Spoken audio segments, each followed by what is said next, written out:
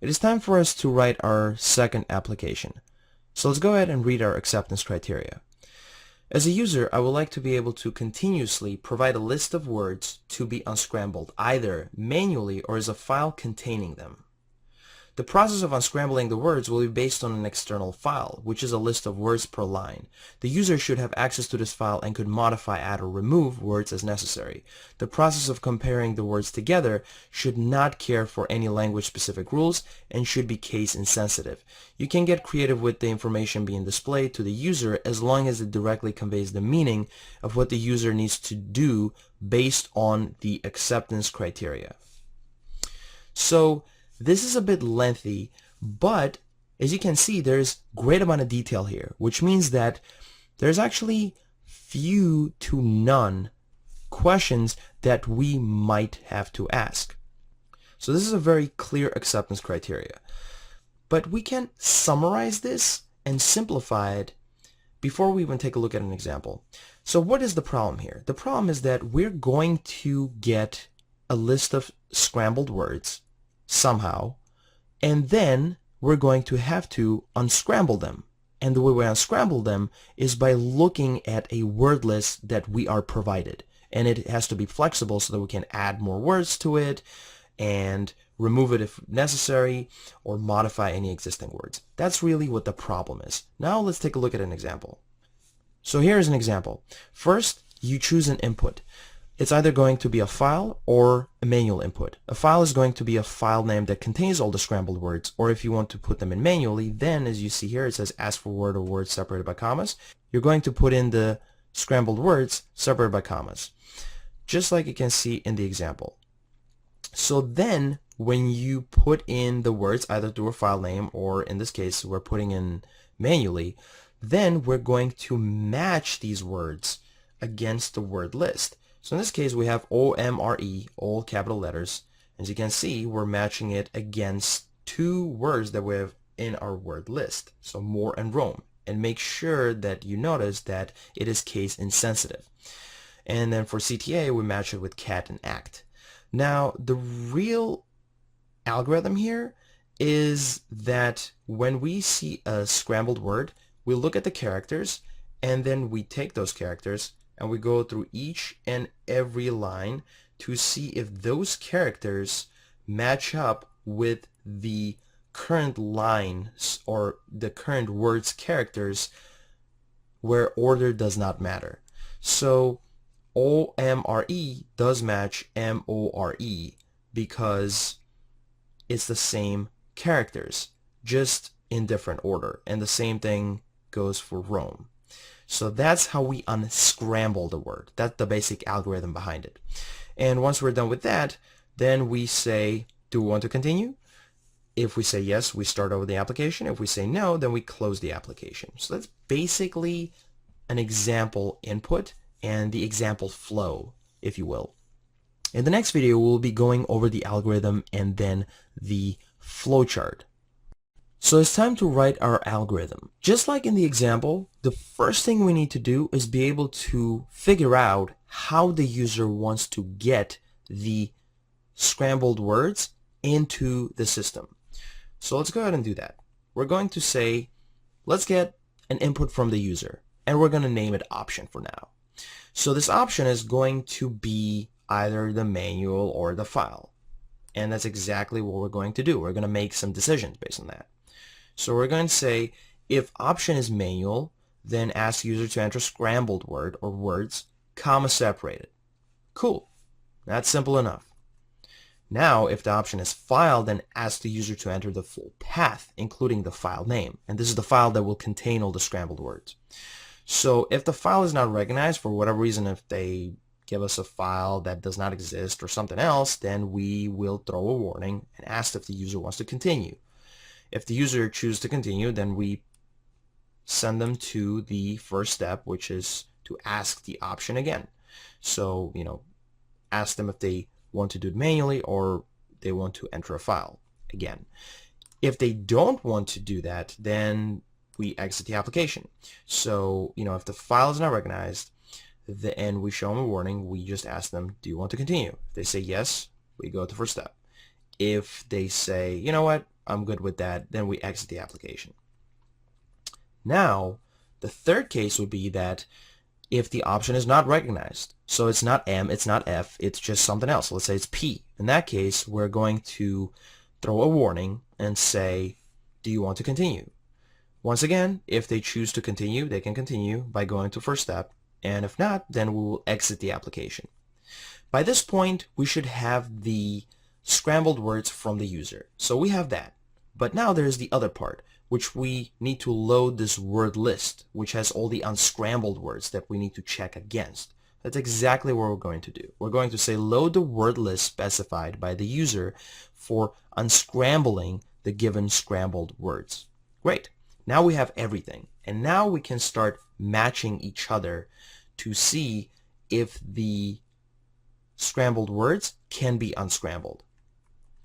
So we say start matching scrambled words against the loaded word list. Great. What we're going to do now is start to loop through the scrambled words.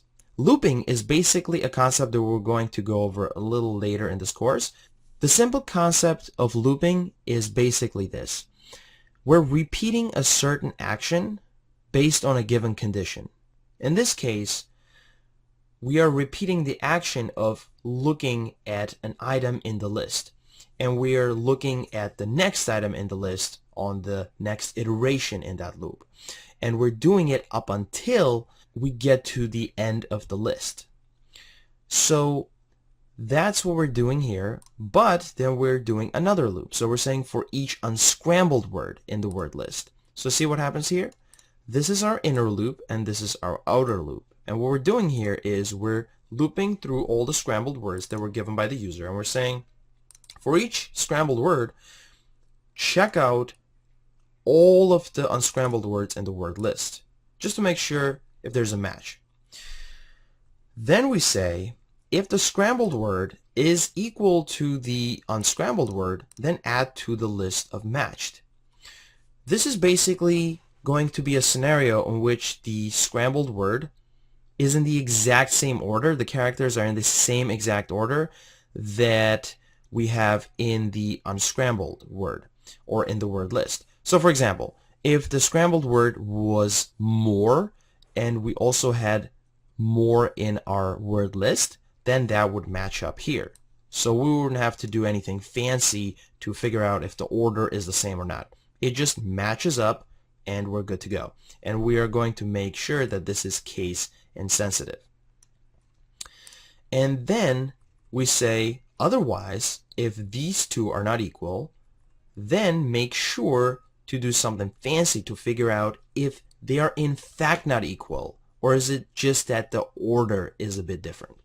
So now what we're doing is we're using a little trick here.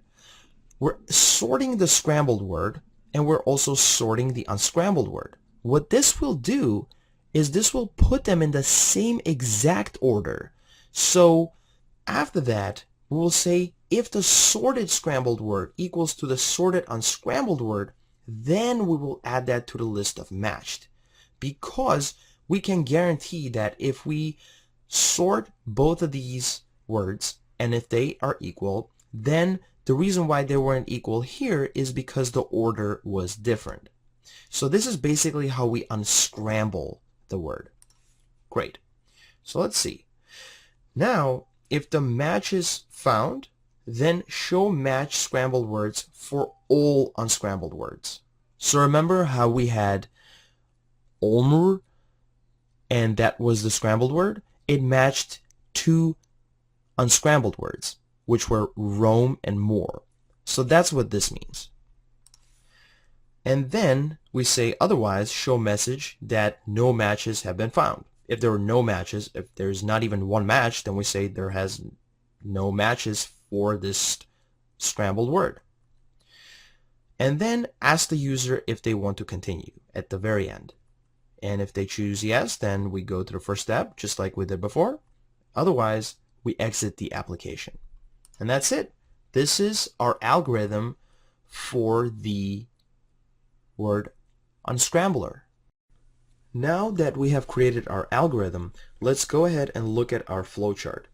See, we start our application, and then right off the bat we ask for the option. The option can be one of three things. It can be manual, it can be a file, or it can be not recognized. So that's exactly what we do. We say, is the option manual? If it is, then we do something. If it is not, then we say, is option file? Then we do something else. If it is not manual, if it is not a file, then we show a warning. And then we say, ask the user if they want to continue. If they want to continue, we go all the way to the option and then do the process over again. If not, then we just exit the application because the user doesn't want to continue. Let's go back up a little bit. If the option is manual, then we ask the user for an input, which is going to be the comma-separated scrambled words. Once we have that, then we go ahead and load the word list. And then we match the inputted words against the word list. So all the scrambled words against the unscrambled words, or rather the word list, which we're going to use to unscramble our scrambled words. Then if any match found, then we show all matches, otherwise we show no matches.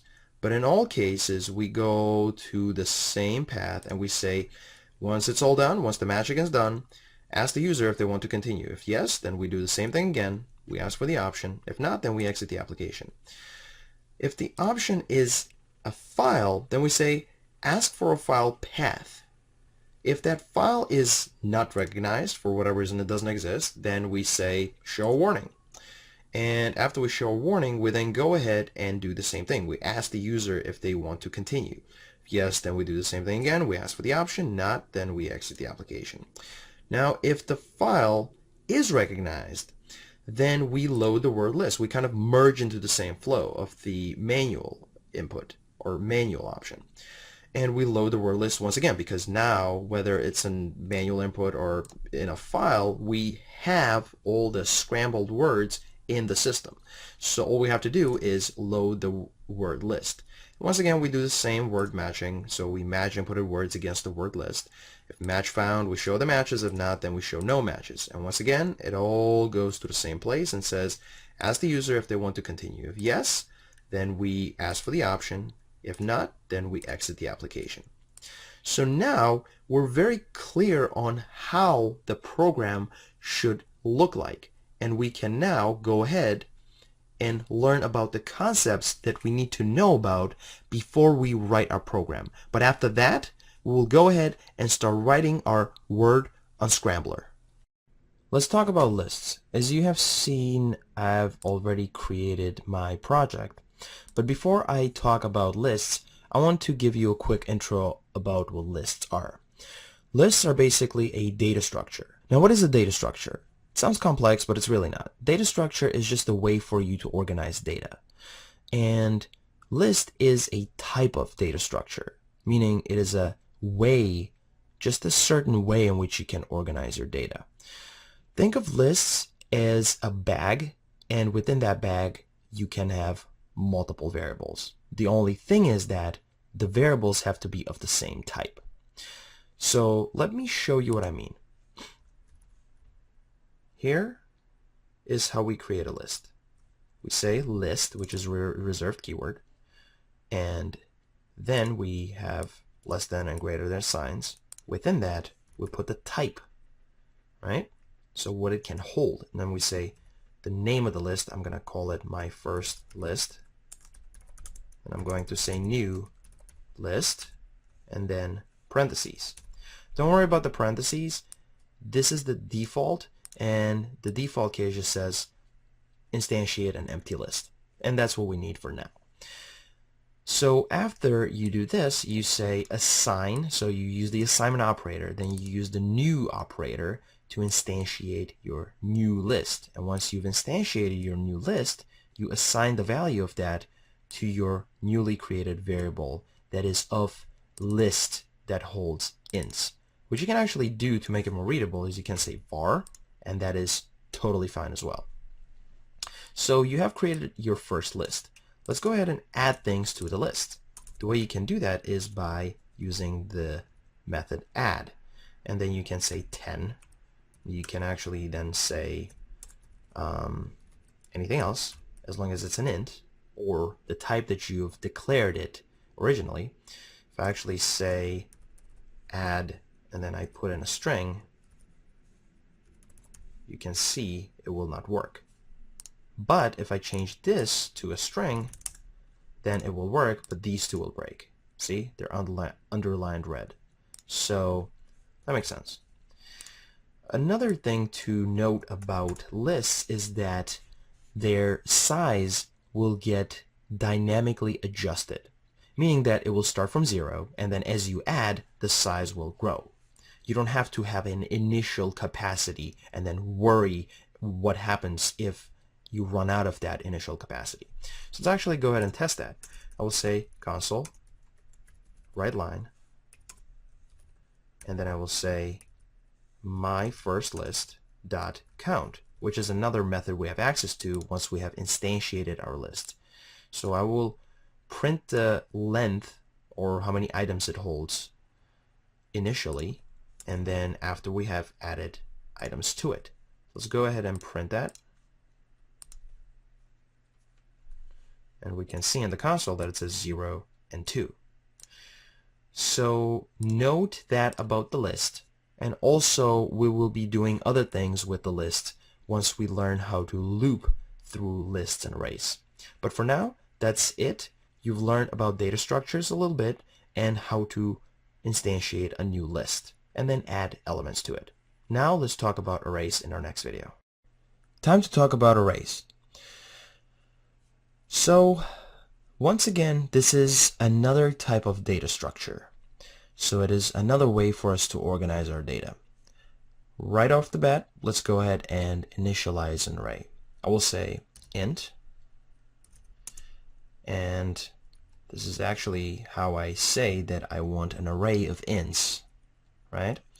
Then I will name my array. I will say my first array. I will say new int, and then here's the kicker. I will have to give it a size, an initial capacity. So in this case, it's going to be 10. Let's go ahead and see how it looks like. I will run and breakpoint, and then let's go ahead and see how it looks like. See?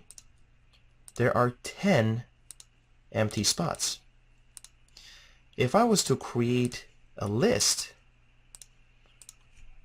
let's see what the difference would be. So I will say list, and you already know how to make these from the previous video. And even better, I will just say var my second list equals new list that will hold integers. And then I will go ahead and run it again and go through these. Now let's see. This one has 10 spots, yet our list has 0. Why? Because, as I said, our list dynamically grows. So as we add, it just grows with that. It grows the size. It increases the size. But the array has initial capacity. So if I was to say array, my first array, 1000 equals 5, this would break. What I'm saying here is go to the 1000th index and assign 5 to it. You will see that this will break. And rightly so, because there is no 1000th index. See? This will say index out of range exception. So if I was to say 10, this would actually also break. And we will go over it in just a second as to why it would break. See? Index out of range. Why do you think it broke? Doesn't it say 10 here? Well, the reason is because if you look carefully here, it goes from 0 to 9 as opposed to going from 1 to 10.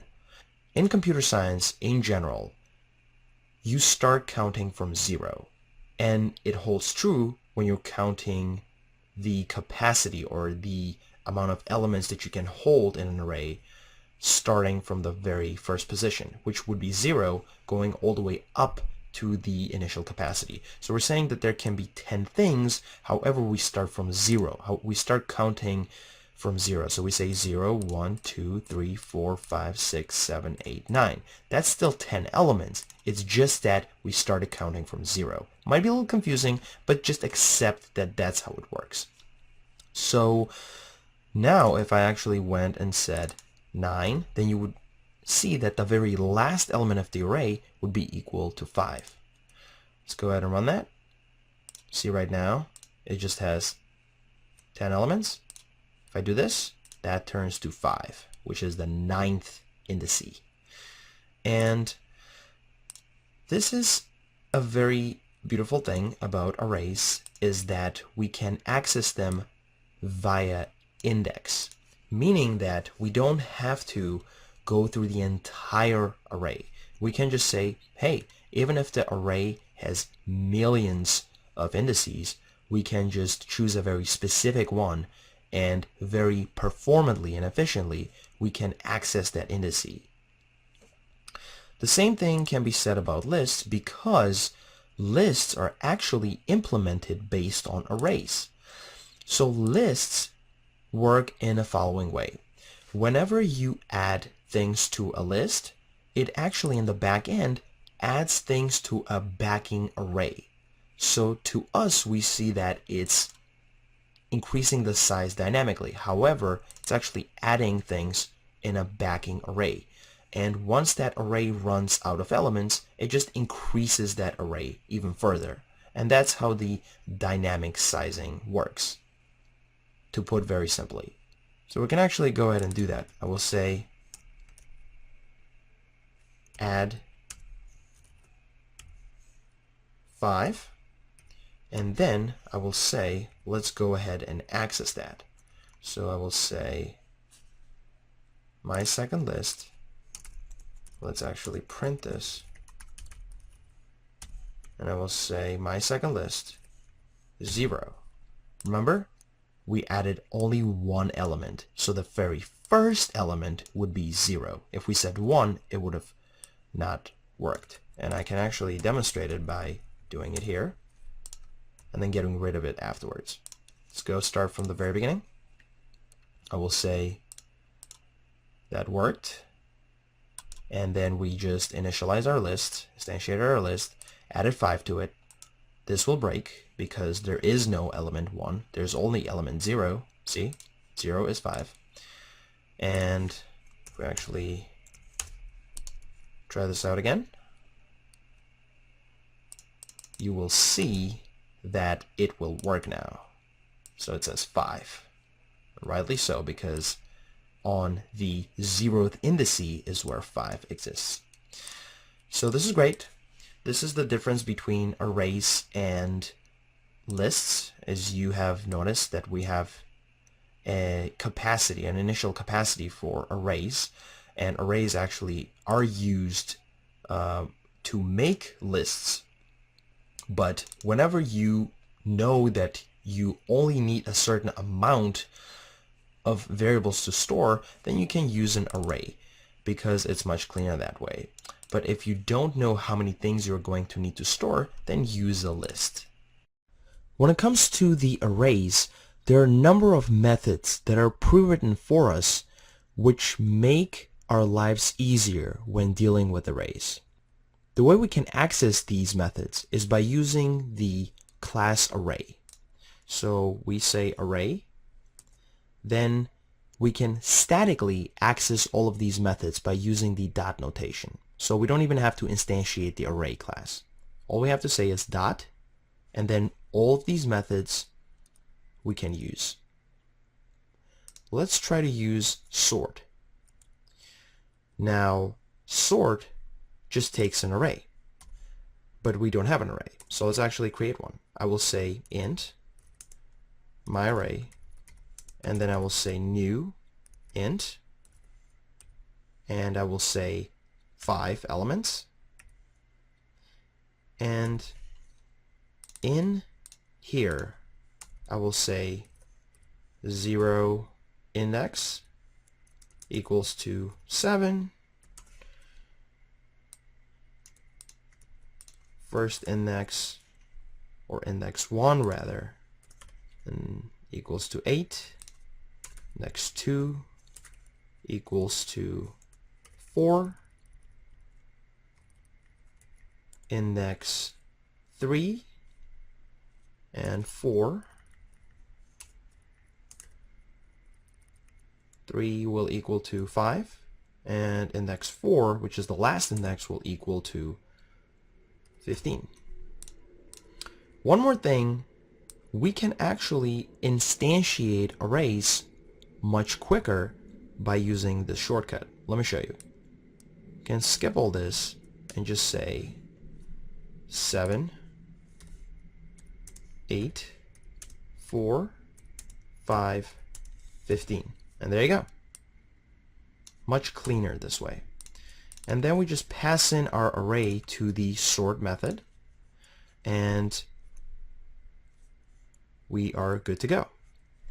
So let's check this out. I will run it,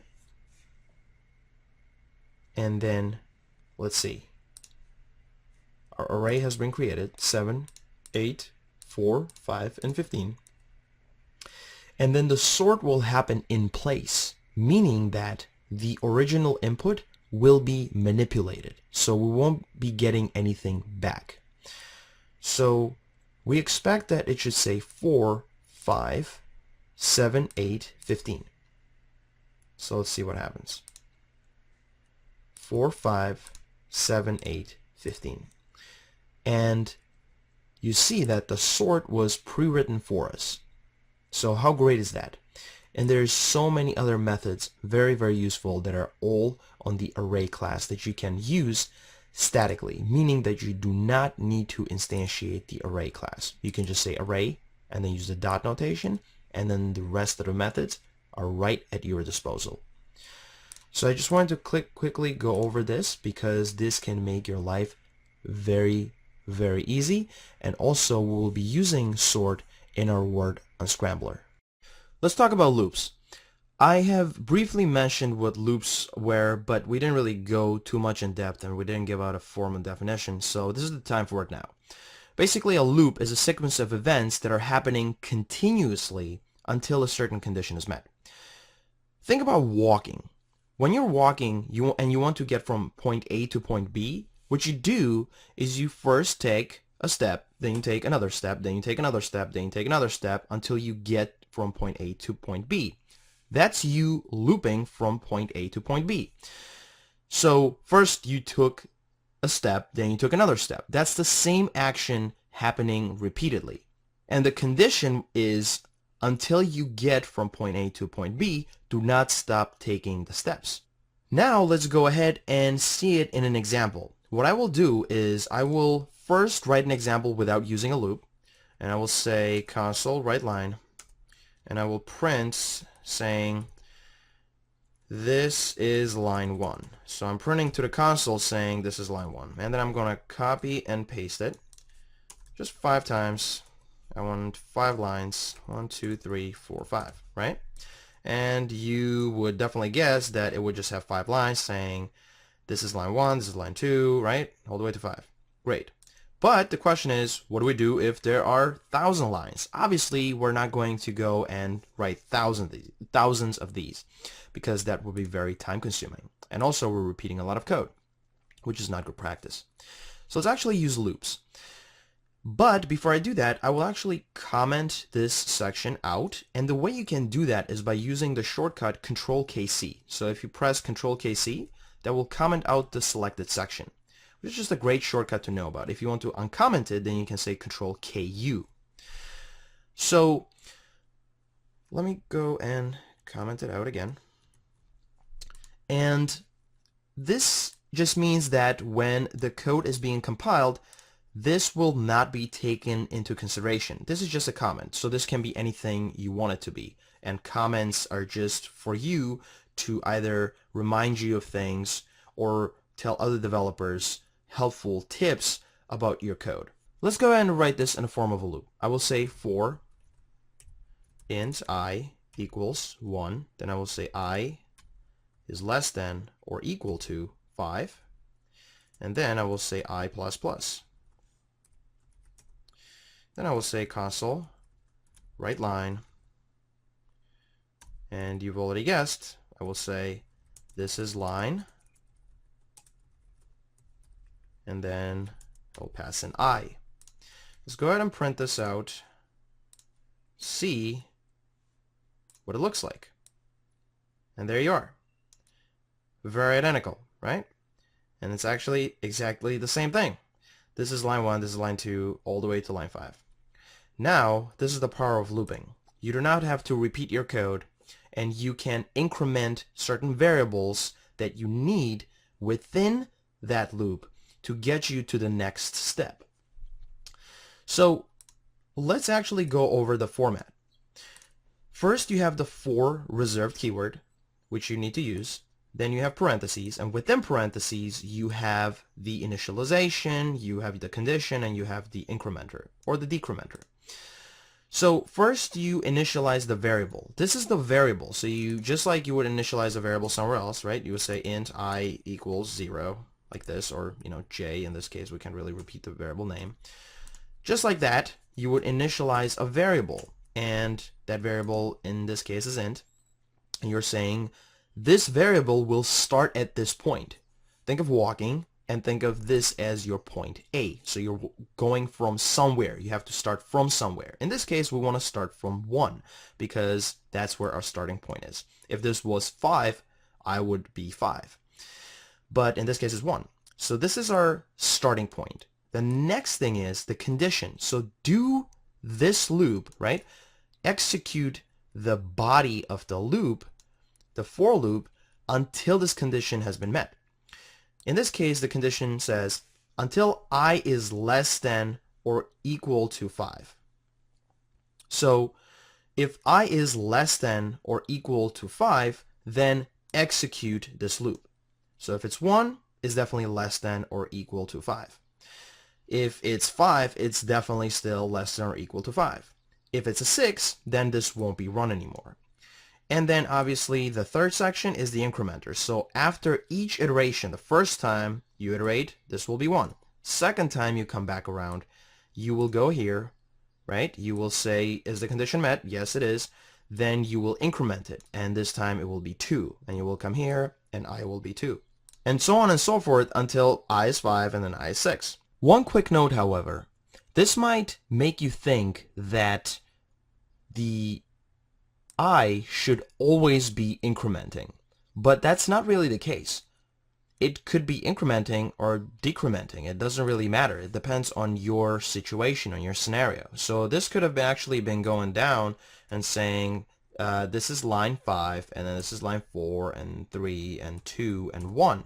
In that case, we would just say start from 5 and until I is greater than or equal to 1, then I should be decremented.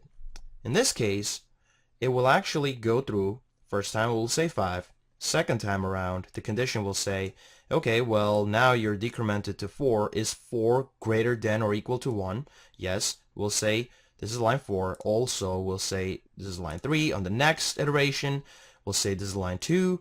On the last one, it will say, is 1 greater than or equal to 1? Yes, it's equal to 1, so it's including 1, and you would print the last line, which would be, this is line 1.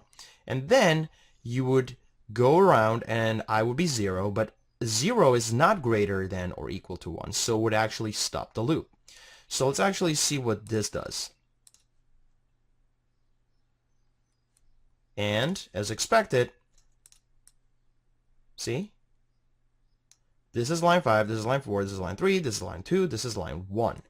So I just wanted to mention that very quickly because it could be incrementing the variable or decrementing it, and the condition also depends on your specific scenario. So this is great, and this is how we'll loop using a for loop. There are other ways in C# that we can use in order to loop, but this is one of them. So let's talk about the other ones in the next videos. Let's talk about while loops. So while loops are just another way in C# to be able to perform the looping operation. One natural question that might arise is, what is the difference between a for loop and a while loop? And that's a great question to ask. So when we were working with for loops, you've noticed that we had a pretty clear lower and upper bounds. We started from somewhere, and then we ended up somewhere else. The steps analogy, right? So let's say you start from 1, end up at 5, or whatever your upper bound may be. You might be incrementing or decrementing. However, there might be situations in which you don't know how many times you need to loop. And in that case, you can use a while loop. While loop gives you more flexibility. You can loop 10 times or 5 times or a million times, depending on the condition. So in a while loop, there's a Boolean expression that will evaluate to a Boolean value. And if that Boolean value happens to be true, then you will continue on looping. Otherwise, you will stop the loop. And that could be 5 times, 10 times, or as many times as you want it to be. So let me go ahead and show you this in an example. I will say var input, so I will declare a variable, and I will get an input from a user, and you already know how to do that. So I will say console, read line.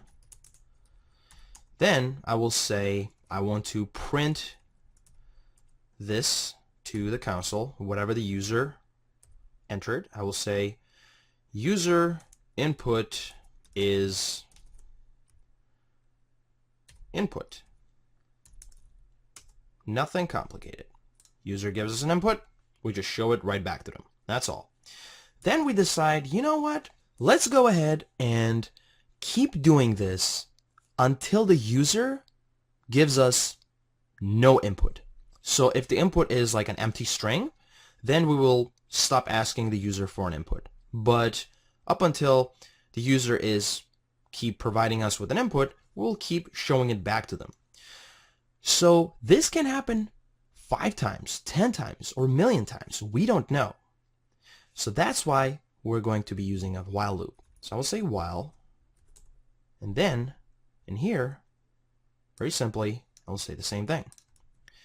We don't need to declare another input variable, obviously, because we've already declared it up here. But what we're doing is we're assigning a new value to the variable. And then we're simply printing it out again. But here's the kicker. This is where we put our condition. So we say, while this expression, while this Boolean expression evaluates down to a true, which is a Boolean value, then keep executing this block. Otherwise, don't do it. Move on to the rest of the execution. So in here, we're trying to say, if the input from the user is not an empty string, that should be true. So as long as the input from the user is not an empty string, we execute this line, or we execute this block rather. So how can we say this in code? Well, you already know about the not operator, which is going to be negating a Boolean value. In this case, we'll say, okay, input equals, and then we will say string empty. String empty is basically the same thing as us saying empty string, but it's more efficient than saying string. And I won't be going into the detailed reasoning behind it because it's out of scope of this video, but just know that whenever you want to initialize a variable and initialize it as an empty string, just use string empty. Much cleaner and more efficient. Okay, so here we're saying while input is not an empty string because of this not operator, then execute this block of code. So let's go ahead and see it in action. I'll actually breakpoint it right here, breakpoint it right here, and then run the program. Now let's see. I will say hi. User input is hi. Great. And it's saying, is the given input equal to an empty string? Obviously, it's not true. And that's being negated, and the whole thing becomes true. So we actually enter and try to execute this block of code. So once again, we ask for an input.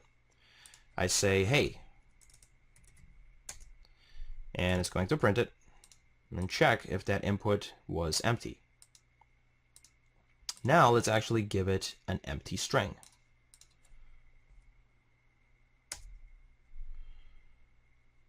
See? Now it's going to print an empty string. Come here. And then empty string, in fact, equals string empty. So it is an empty string. So it is true, and true will be negated, and that will become false. So we'll actually exit out the while loop. And here you are, it exited out the while loop. You can see here, it says user input is just nothing, and exited out, which is great. We can also see another scenario in which we, right off the bat, say nothing.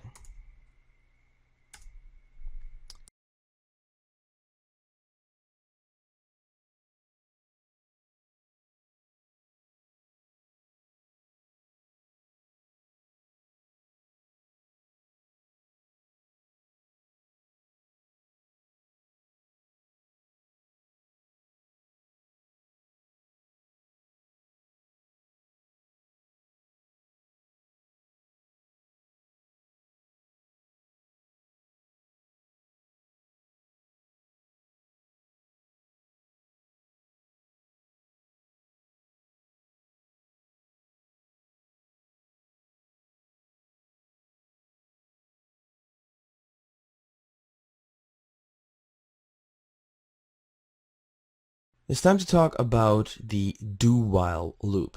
Do-while loop is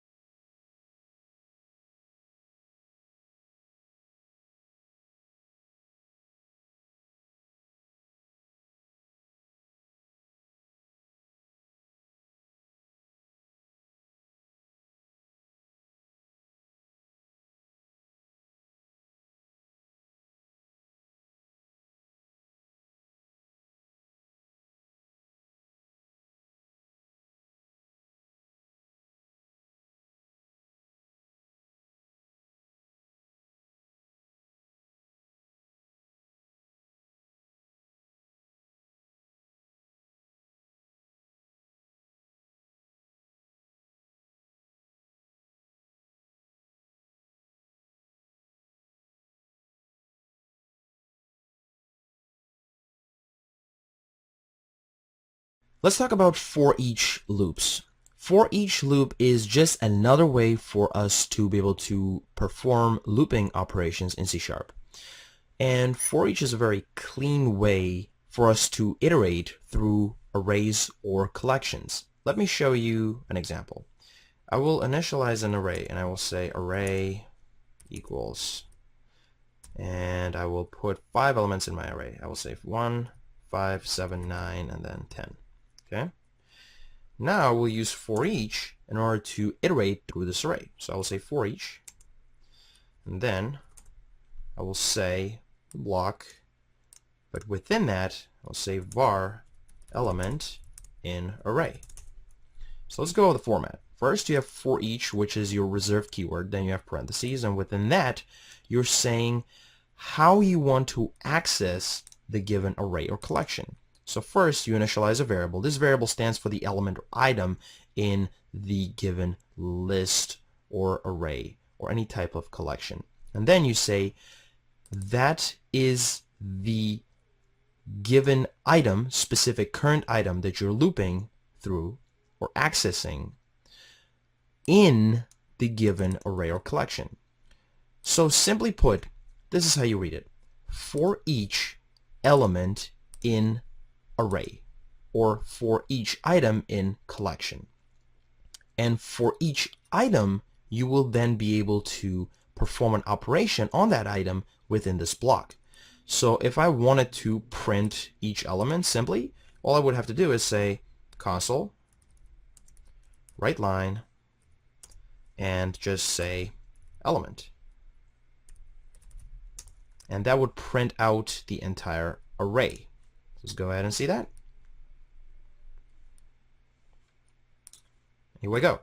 1, 5, 7, 9, 10.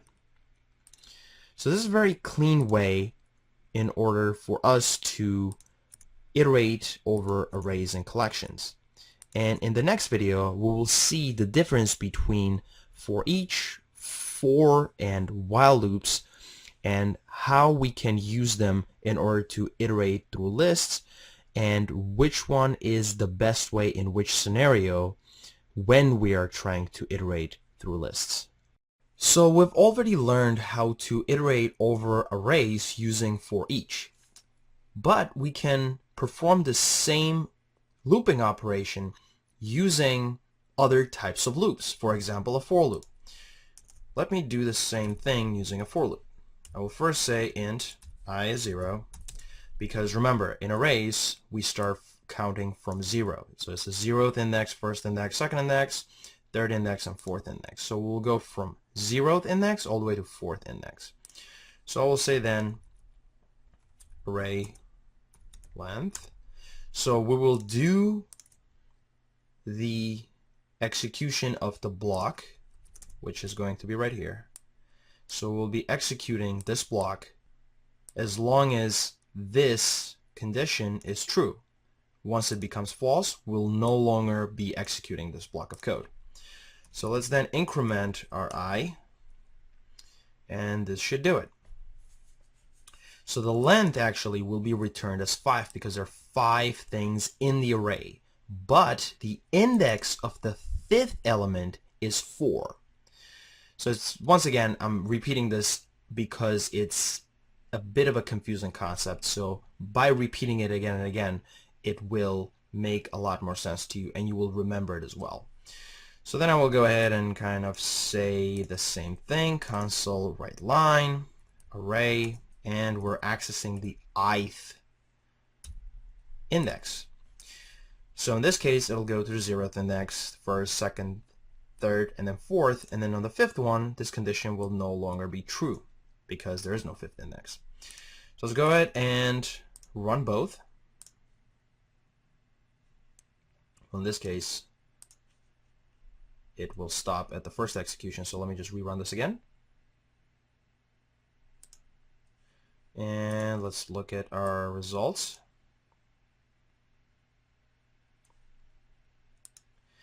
One, 5, 7, 9, 10, 1, 5, 7, 9, 10. Great. So it's the same thing. Now, believe it or not, we can do the same thing with a while loop. Let's go ahead and do that. I will say while, set up the structure, And then we'll say int index is 0. And then I will say while index is less than array dot length.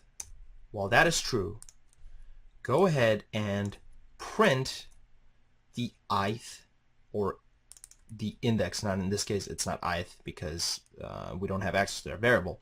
So it's the index, so array index. Index is the new variable we're using, and I will say plus plus, meaning I am incrementing it.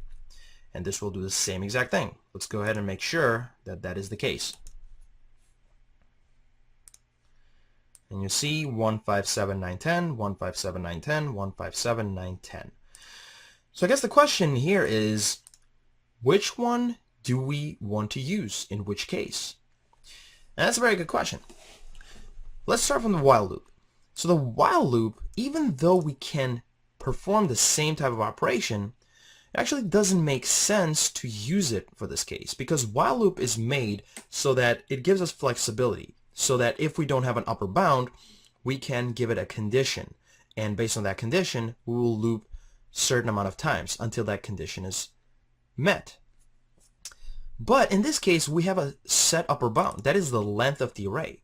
So using while loop is actually not as clean. It might actually be a bit confusing, because if you were to put your code in code review process and another developer looked at it, they would actually comment on it or just come up to you and talk to you and ask you a question as to why did you decide to use a while loop as opposed to using a for loop or a for each.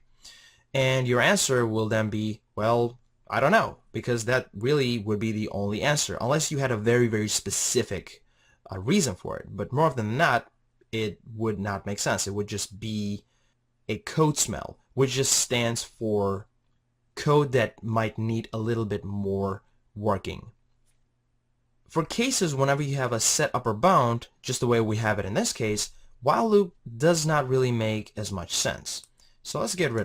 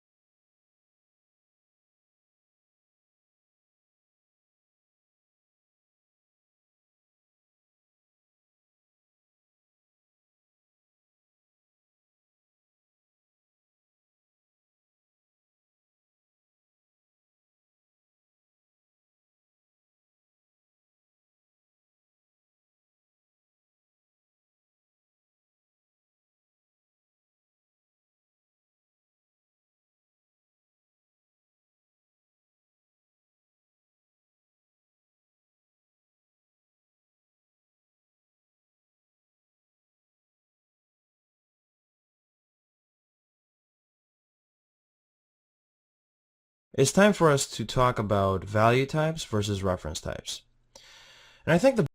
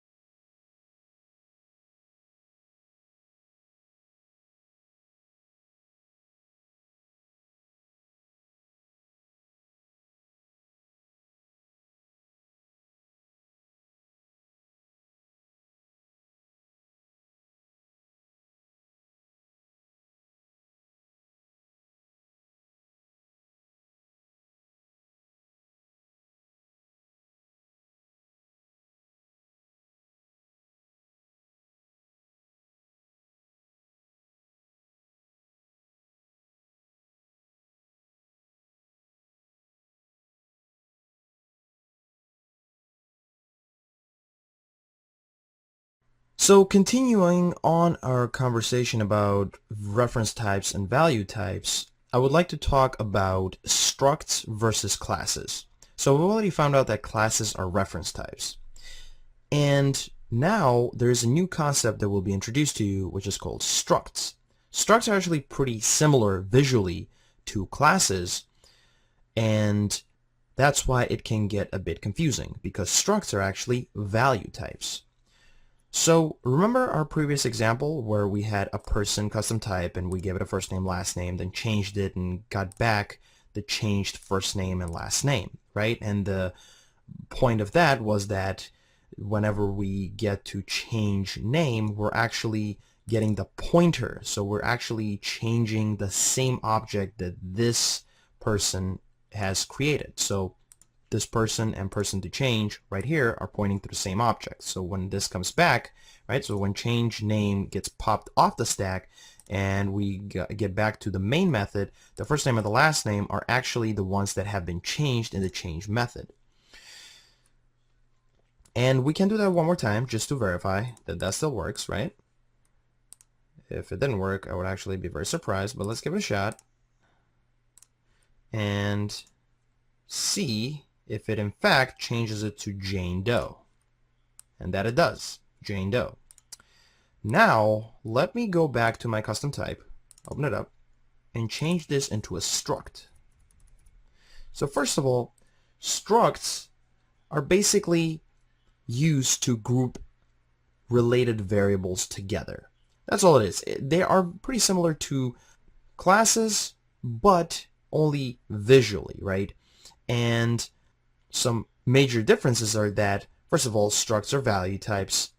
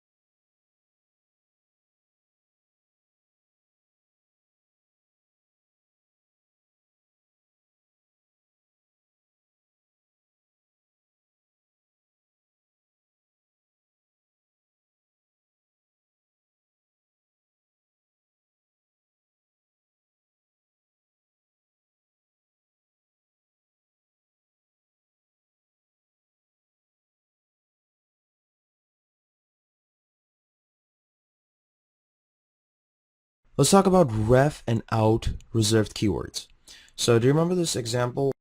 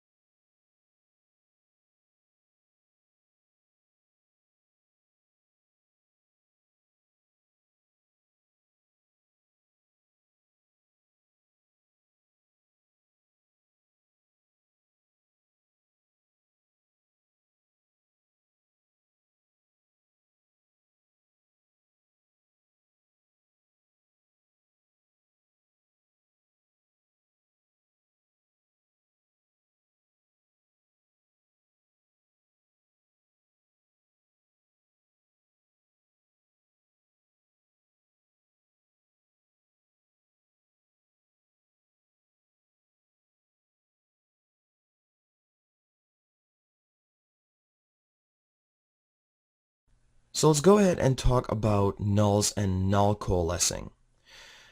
You remember when we talked about value types versus reference types, and we already talked about classes and objects. And basically all this information is going to help you understand what nulls are and understand why we need to do null coalescing. But if you remember, when we're talking about value types versus reference types, we have created a custom type person, and the person was the pointer. The variable name was the pointer that pointed to the heap where the actual data was sitting. Now, what we can say is that the pointer is actually pointing to nothing. And we can do that by using null. Null just means no object. So let's go ahead and do that. First, let me say person equals new person. Now I already have that type created. And it's a little bit different this time. I'll show you how. You can see that there is a constructor, and we'll be talking about constructors a little later, but it has two properties on it.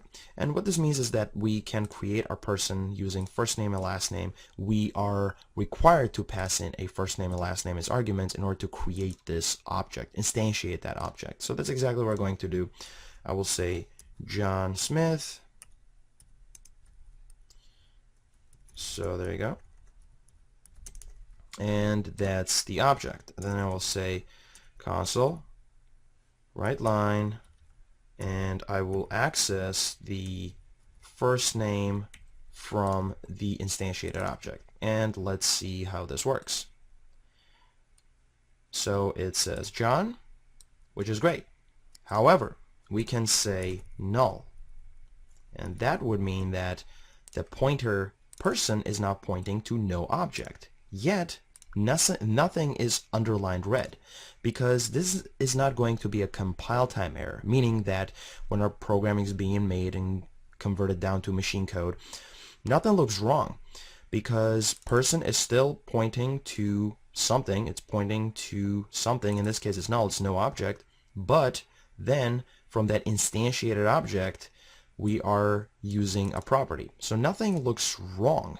It's just that it will be a runtime error, because since there is no object that has been instantiated from the class, we cannot use a property from that non-instantiated class. So once we run the program, we will see that we will get a null exception error. Let me show you what I mean by that. See? Null reference exception. So that just basically means that there was no object to access anything from. And this actually could be a very confusing bug to look for in your code. In this case, we only have 2 lines. But imagine if there was an enterprise application and you had thousands of lines, and let's say one method was returning an object, a certain custom type, and then another method that was using that method expected that the object was always going to be instantiated. But for whatever reason, if it returned that custom type as null, and we did this type of thing where we're trying to use properties from it, then it would surely give us a null reference exception. And in order to avoid stuff like that, what we can do is use null coalescing. Let me show you what I mean. Let's say that method that we're talking about, the hypothetical method, gave us a null for the person custom type. What we could then do is, whenever we're getting that back, we could just say, or even before getting that back, the method that is returning could do this. That's basically depends on whatever decision the person writing that code was making, but here's how we can do null coalescing if we were in that situation. So I will say new person, and I will say person, and then I will say new person, default person. So see what happened? The person now is going to be checked and validated. This is our null coalescing operator. And this is just another operator that takes an operands and then returns a value. So in this case, it says, listen, if the person that is on my left side, if that is null, then I'm going to return you my default that is passed into me. But if person is not a null, then I will just return the person back. So it's essentially a check. It's a null check. And if it sees that it's a null, it will give you a default version that you specified. Otherwise, it will return that value back. So let's give this a shot and see if it will work. So in this case, we're expecting it to say first name as default. So let's see if that'll work. And the reason why I broke is because I did not use new person. So this totally makes sense. But if I said new person, you can see that it will work. Default. Great. Now let's try one other thing. I will say new person, so it's not a null anymore. I'll say it's still John Smith. Now it's no longer null, so we should be expecting John as first name, even though it's still the new person. So you see, John. So null coalescing is a very great technique that we will be using when creating our word unscrambler. Time to talk about the const reserved keyword and read-only reserved keyword. So read-only allows to declare a member variable as a constant, but allows the value to be assigned at runtime. Now, const also allows us to declare a member variable as a constant, but we cannot do it at a runtime. Now, there's actually a couple of other differences which I want to talk about. But first, let's see them in an example. First, I will go ahead and create a constant using the const reserved keyword. So I will say public const string some text, and then I will give it a value. So this is a constant string. And we can use it to print it like so. There you go. This will work just fine. Let's go ahead and do the same thing with read-only reserved keyword. I will say public read-only string some other string, or some other text rather. This is some other text, and then I will try to print it. See if it works.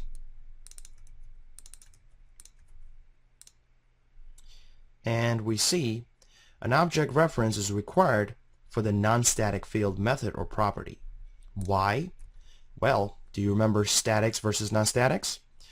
The class has access to its static members, and const is implicitly static. So if we actually say program dot, you can see on it we have access to some text.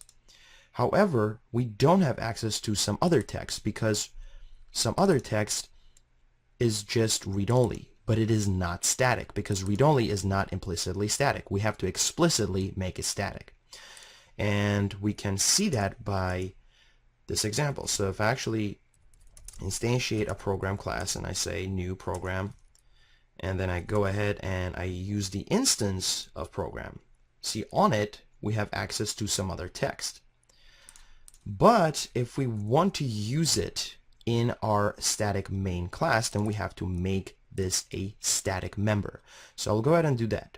I will say public static read-only string, and then now everything works just fine. So that's one difference that I wanted to outline by doing this example, that const is implicitly static, yet read-only needs to be made static. Also, another difference, we can't not initialize our constant field. So if I take this out, you will see that some text has been underlined. Put it back, it'll work just fine. However, if I do not initialize my read-only field, everything will be just fine because it can be initialized on runtime. Let me bring it back. Now, we would actually like to mention one more thing about constants. There's another difference as to what they can hold. Constants can hold C# built-in types. If we create any custom types, for example, our famous person custom type, we cannot assign that, and we cannot have that as a constant field. We can have it as a read-only field, but not as a constant field. Let's give it a shot.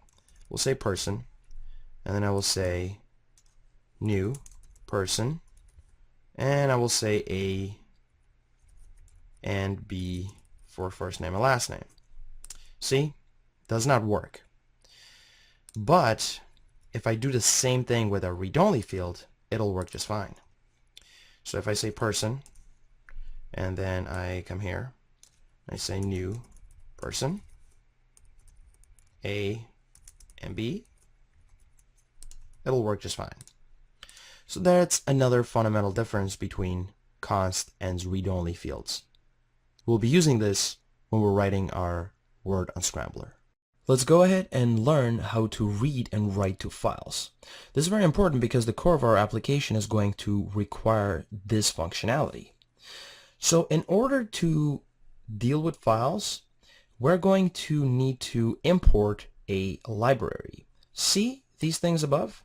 These are actually libraries that have been pre-written for us. And when we're using the using reserved keyword, we're actually importing the functionality of those libraries into our current class, and then we can use them.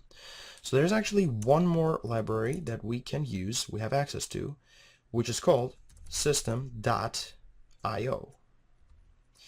And within this, we have a custom type, which allows us to use static classes from it in order to be able to read and write to files.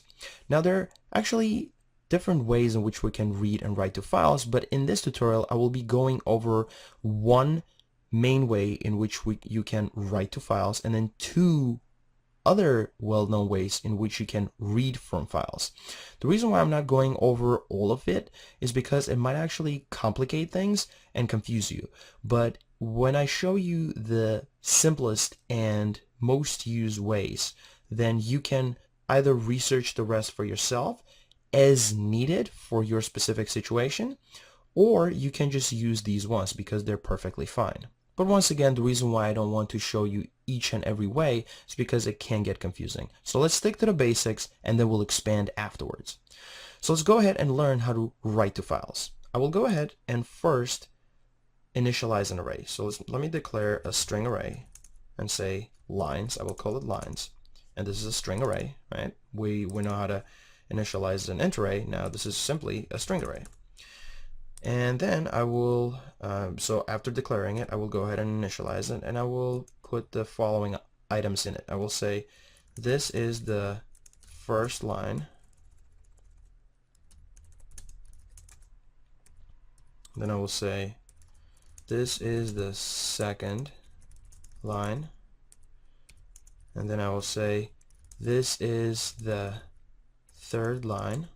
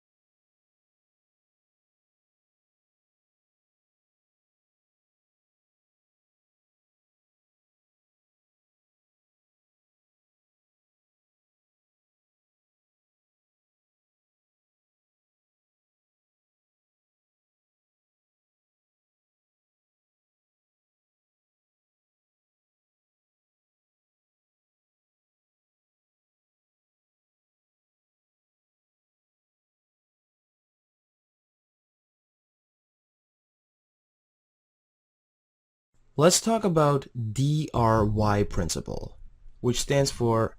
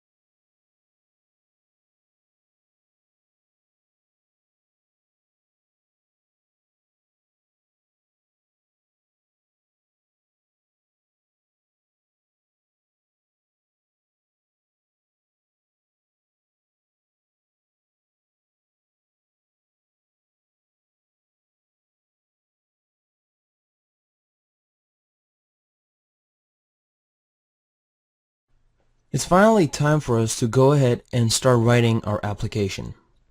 So let's look at our flowchart once more before we start writing our application. So remember that our application needs to start, obviously, then we need to grab an option from a user. So we need to grab an input, which is going to be our option that we'll be checking and seeing if it is manual, or if it is a file, or if it is unrecognized.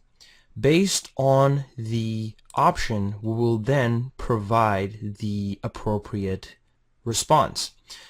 In the case when it is a manual input, we'll be asking for the user to put in comma-separated words. And in the case of a file, we're going to ask for file name. If there's nothing that we can recognize, we'll show a warning. And once we have the input, we'll be loading the word list. And afterwards, once we have loaded the scrambled words, we will be unscrambling them by comparing it against the word list. And then if there are any matches, we'll be showing them. Otherwise, we'll be not showing any matches.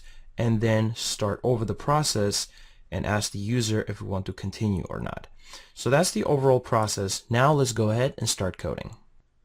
Okay, so if you remember, the way I like to code is first start with a skeleton. So write the whole thing off, even though some things, some classes or functionalities might not be complete yet. So I will imagine though as if they are complete. But first I want to get the bigger picture and I want to get the skeleton down. So let's go ahead and do just that. I will go ahead and start by saying bool continue word on scramble. I will set that to true. Then I will use a do while loop. So I will say do while. And I will leave the condition empty for now. Let me just write the body of the loop. I will say console write line. And in here, I will basically put in placeholder text for now, but later on we will change it. So I will say, please enter the option M for file and F, or rather, sorry, F for file and M for manual. Great. So this is just a placeholder text, and then I will say var option equals console read line, and then guess what I'm going to do? I'm going to use a null coalesce to say if the input from a user is nothing, so there was nothing that came about, then just default to an empty string. Then I will use a switch statement, which you've already learned about, and I will say option to upper, just to normalize it. Oops.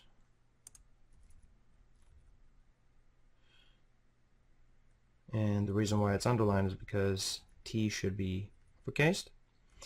So switch to upper, and then we will write the cases. So in the case in which it's an F, which is a file, we're going to do something and then break. If it is a case for M, which is the manual input, and we got that, and then you break. And then if it's not file, if it's not manual, just the way we saw in the flowchart, then we have a default case. And obviously we break as well.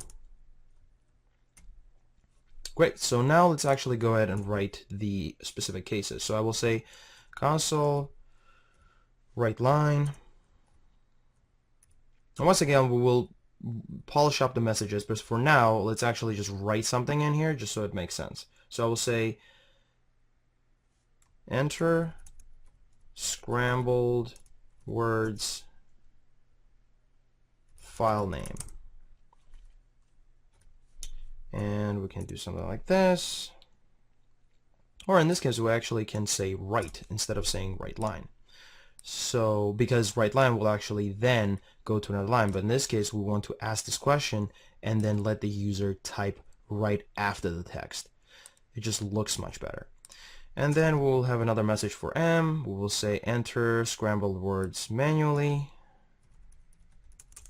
All right.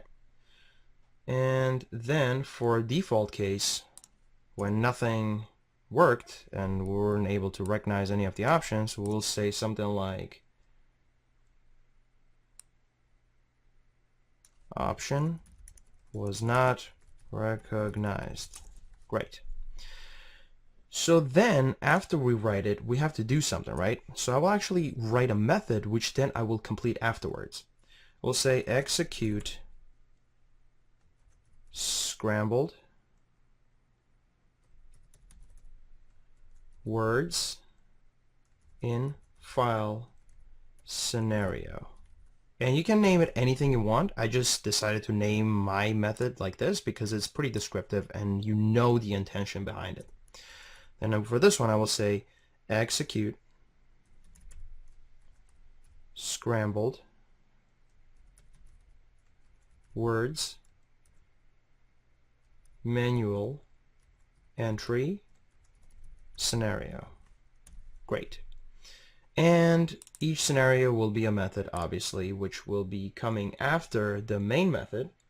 So we can actually create those. I can actually right-click on them, or sorry, not right-click, but generate the method automatically.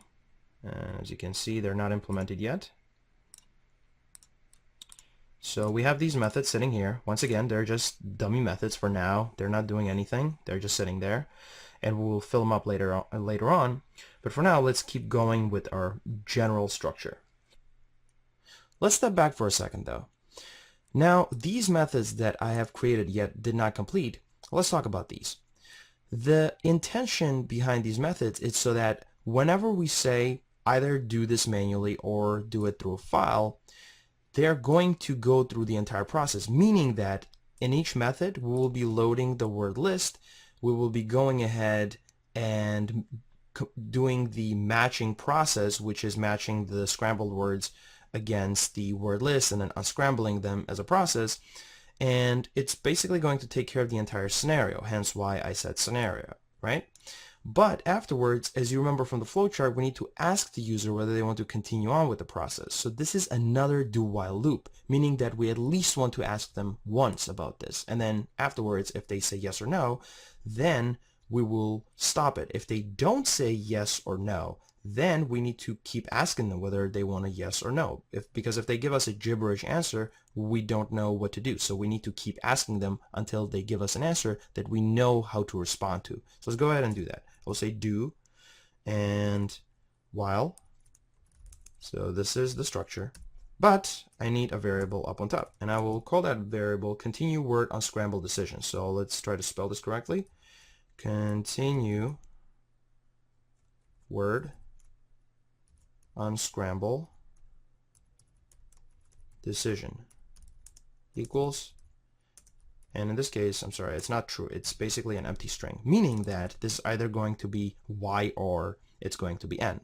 In the while condition, I will be saying while the continue word unscramble decision is not yes or it's not no. So if the continue word unscramble decision is not yes, rather, and it's not no, then continue on asking whether they want to continue it or not, right? Because if it's not either one of these, then we don't really know how to respond to it. So we need to keep asking them. Now here's one more thing.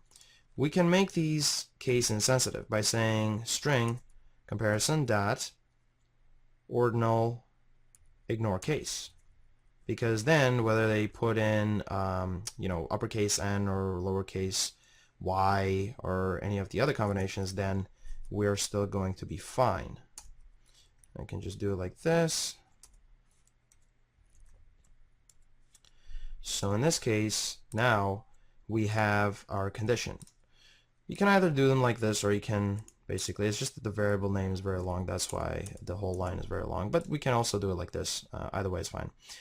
So if it's not y and it's not n, then continue on looping. But what do we have in the loop? Let's do that.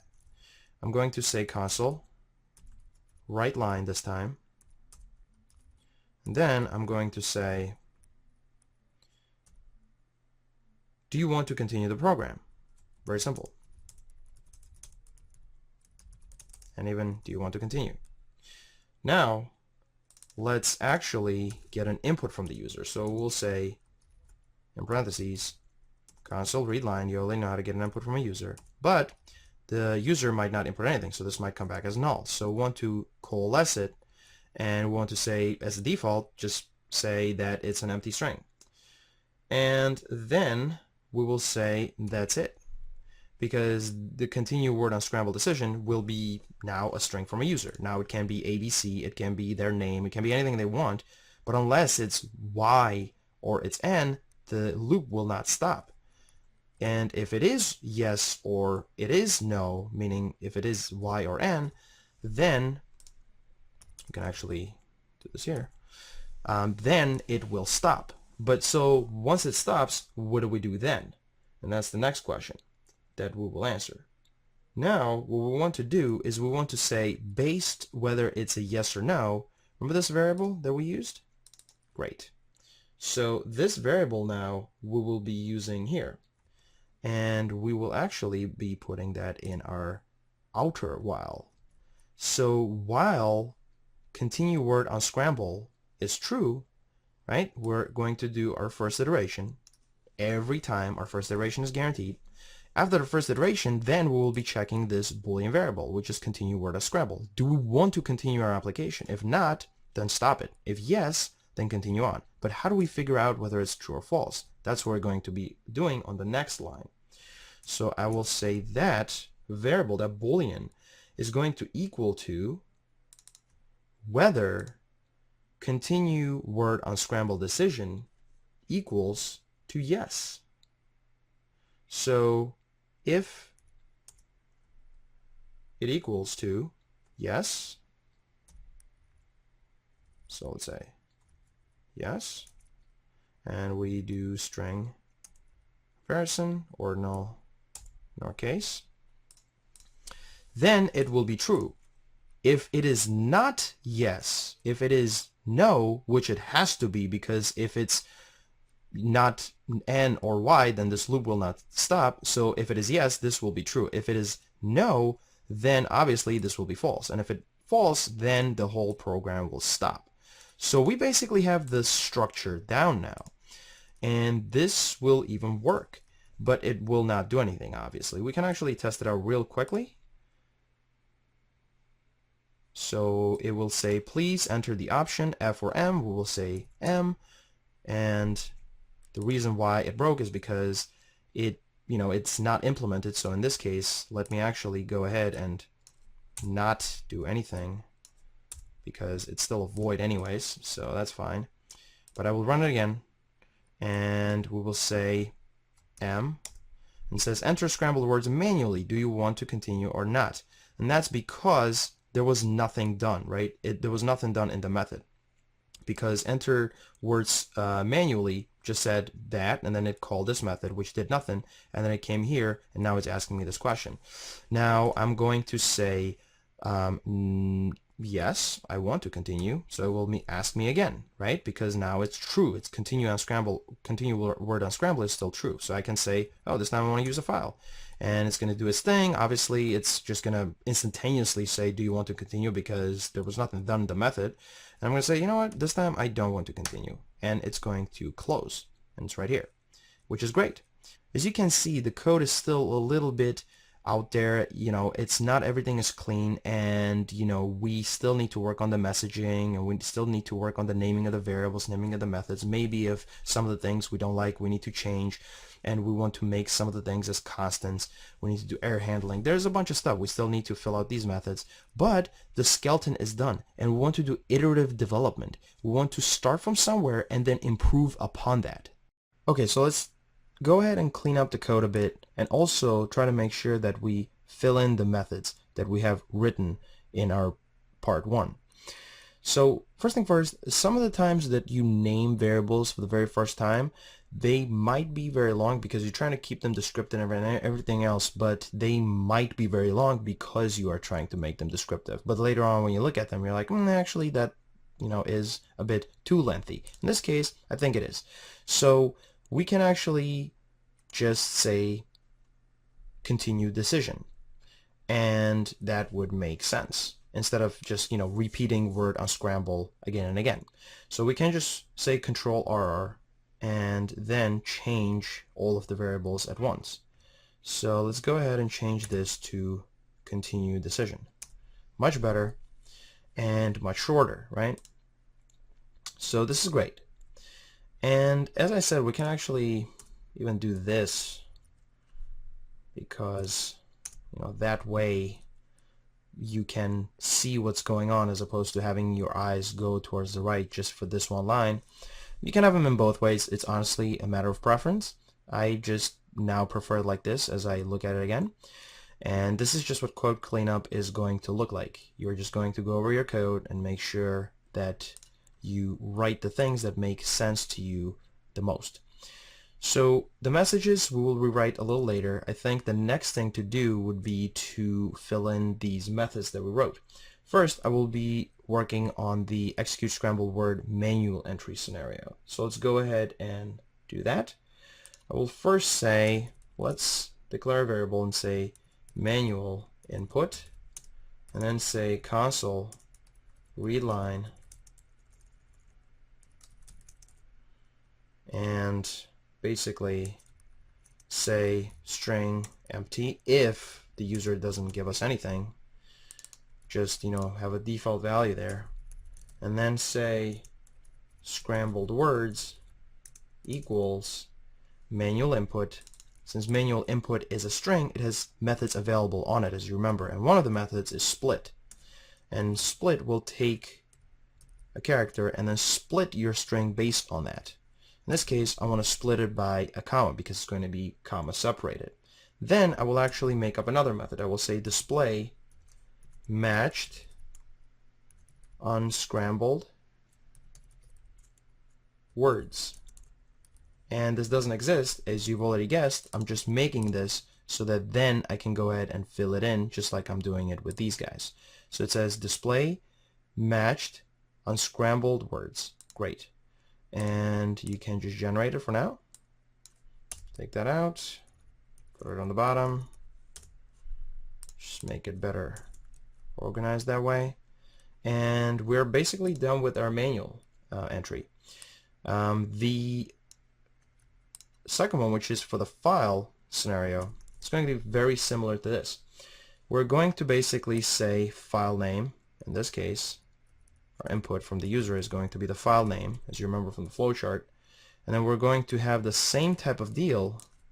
However, our scrambled words are not going to be split, but they're going to be gotten from a file. So I will say file reader dot read file name.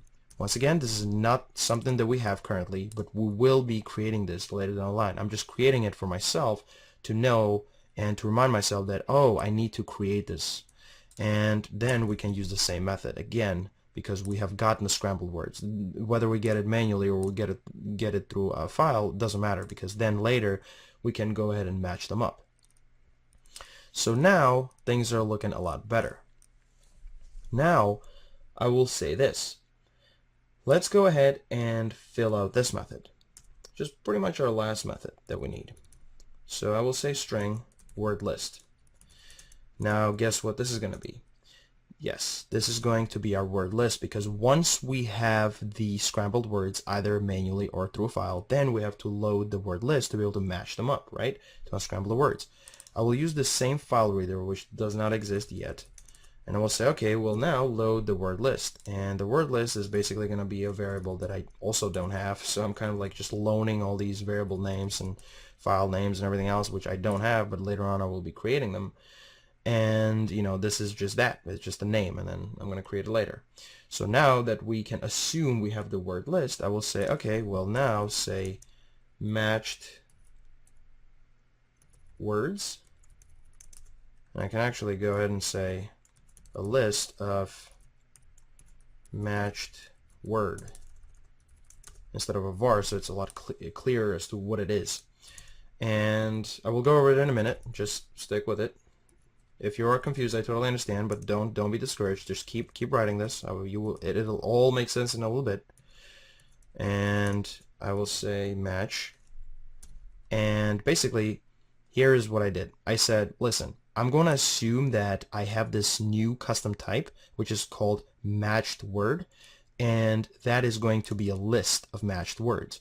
And after I have the word list and I have the scrambled words, I'm basically going to pass it to another class that has a method on it, or an object instance that has a method on it, match, which also doesn't exist. And that is going to take scrambled words, and it's going to take the word list, and it's going to put them together. How? I don't know yet, because I haven't created it, but it will at one point. So then I'm going to say, okay, well, now I have it. And the list also has a method available on it, and that is called any. So I can say, if the list has anything in it, then do something. Otherwise, do something else. We already know what we need to do if there is nothing, right? We just say no matches have been found. So we're basically going to say just that. No matches have been found. And if there have been any matches, then we're going to use what? Exactly, a for each loop, as you've already learned, to be able to go through a list from beginning to the end. And we're going to say var matched word, which is just a variable name, could be anything else, but in this case it makes sense to say matched word. And then we're going to say in matched words.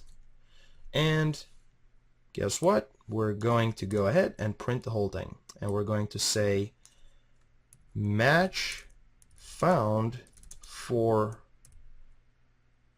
scrambled word, and that scrambled word will have an unscrambled word.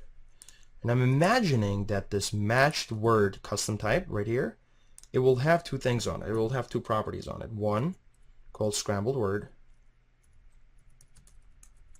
and another one called just a word, which is going to be the word from the word list. And that should do it. So we have a rough draft of the whole thing. Yes, of course, we still need to fill out a bunch of other things, and we need to create all these classes and methods, but this is the skeleton. Actually, there's a few more things that we need to add, so let's go ahead and add those before moving forward. First thing first, let me go ahead and grab the word list file name, and let me actually create this. So above your static void, so above your method, that is, you will declare a constant saying it is a string, name is that, and the value is just a string, and it's going to be word list, or anything that your word list file name is, right? So now we have this one finished up. See? First we created it in our minds, imagined that it is something that exists, and then afterwards we created it for real. And that is actually a very good way to go about it. Now we need two other things, the file reader and the word matcher. Let's go ahead and create those as well, just the empty shells of them, and then we will go ahead and finish up filling them out. So I will say private static read only file reader. Once again, it does not exist, so it doesn't know what I'm talking about. It's underlining it red, it's going all crazy, but that's okay because we know we will be creating it afterwards, just like we did with the word list file name. And then I will basically do the same thing for word matcher. Okay. And you might be asking, why didn't I use const and I use static read only? Well, that's because you remember that const only can be assigned. You can only assign built-in types, built-in C# types to to the const. So this is my custom type. I cannot do that, so I need to use read-only, but since I'm in a static method, I actually need to use static so that I can access this. So now that we have this structure down, and let's go ahead, see, okay, so it's recognizing it and saying, okay, well that's what you want. And now we're going to go ahead and just actually create new files for them. So we'll go ahead and say create a folder. I might rename it later, but for now I'll just call it workers. You can call it anything else you want. Just makes sense to have workers. It's a common name. And I will say create a C# class, and I will name it file reader. Great. One down. And if you hover over it, it'll say using word unscrambler workers. Just do that, and that easily. You have done it. Same thing with the word matcher. Let's go ahead and do that. We've done it once. This is twice. That's it. Create the name for it. Word matcher. Wonderful.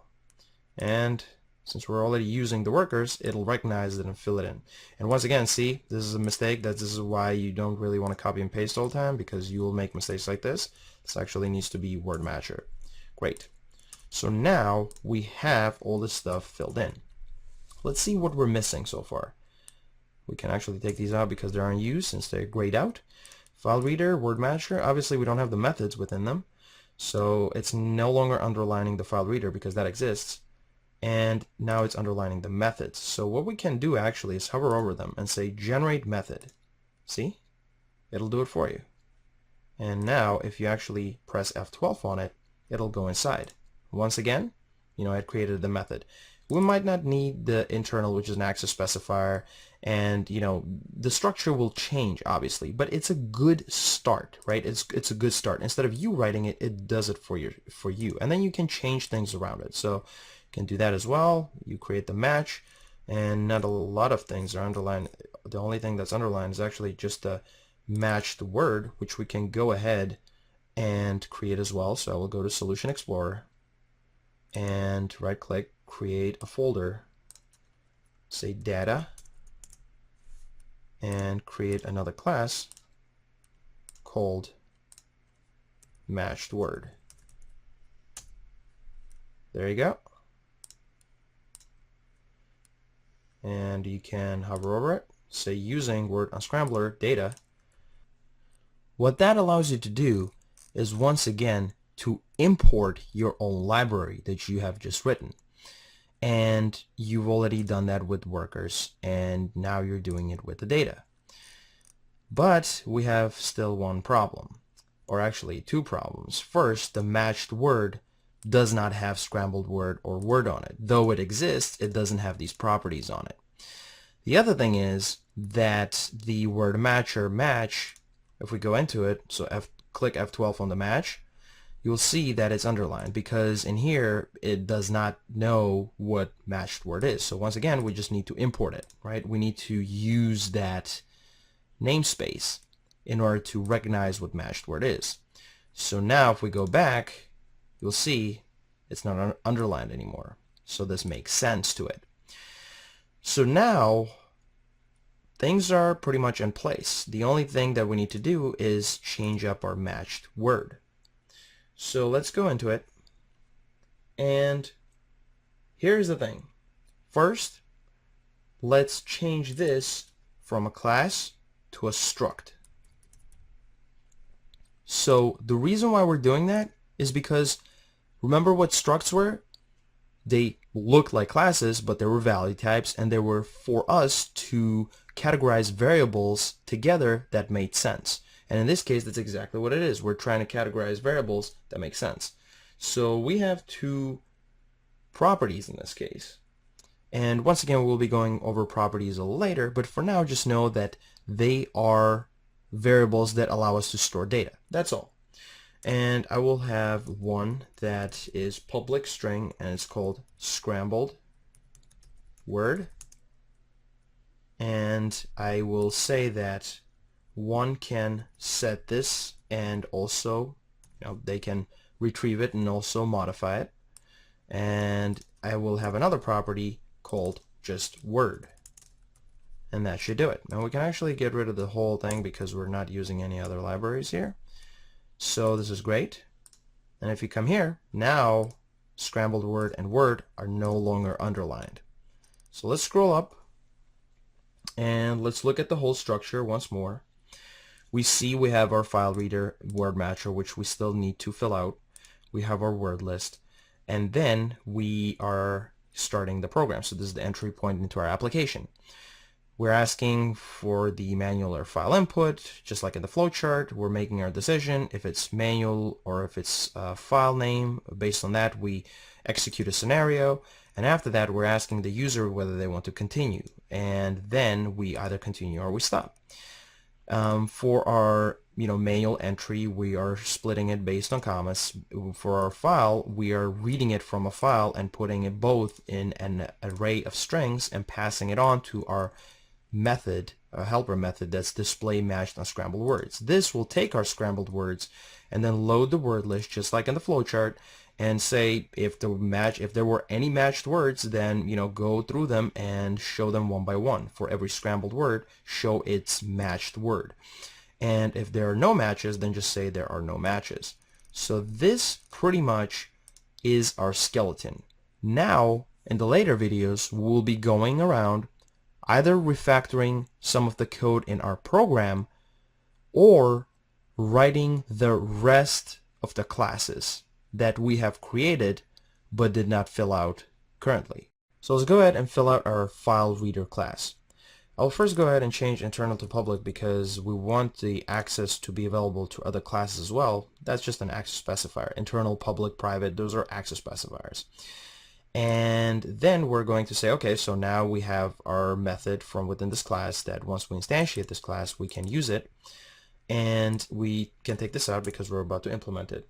Now let's say, actually on the very top, say we are going to be using system.io. Remember?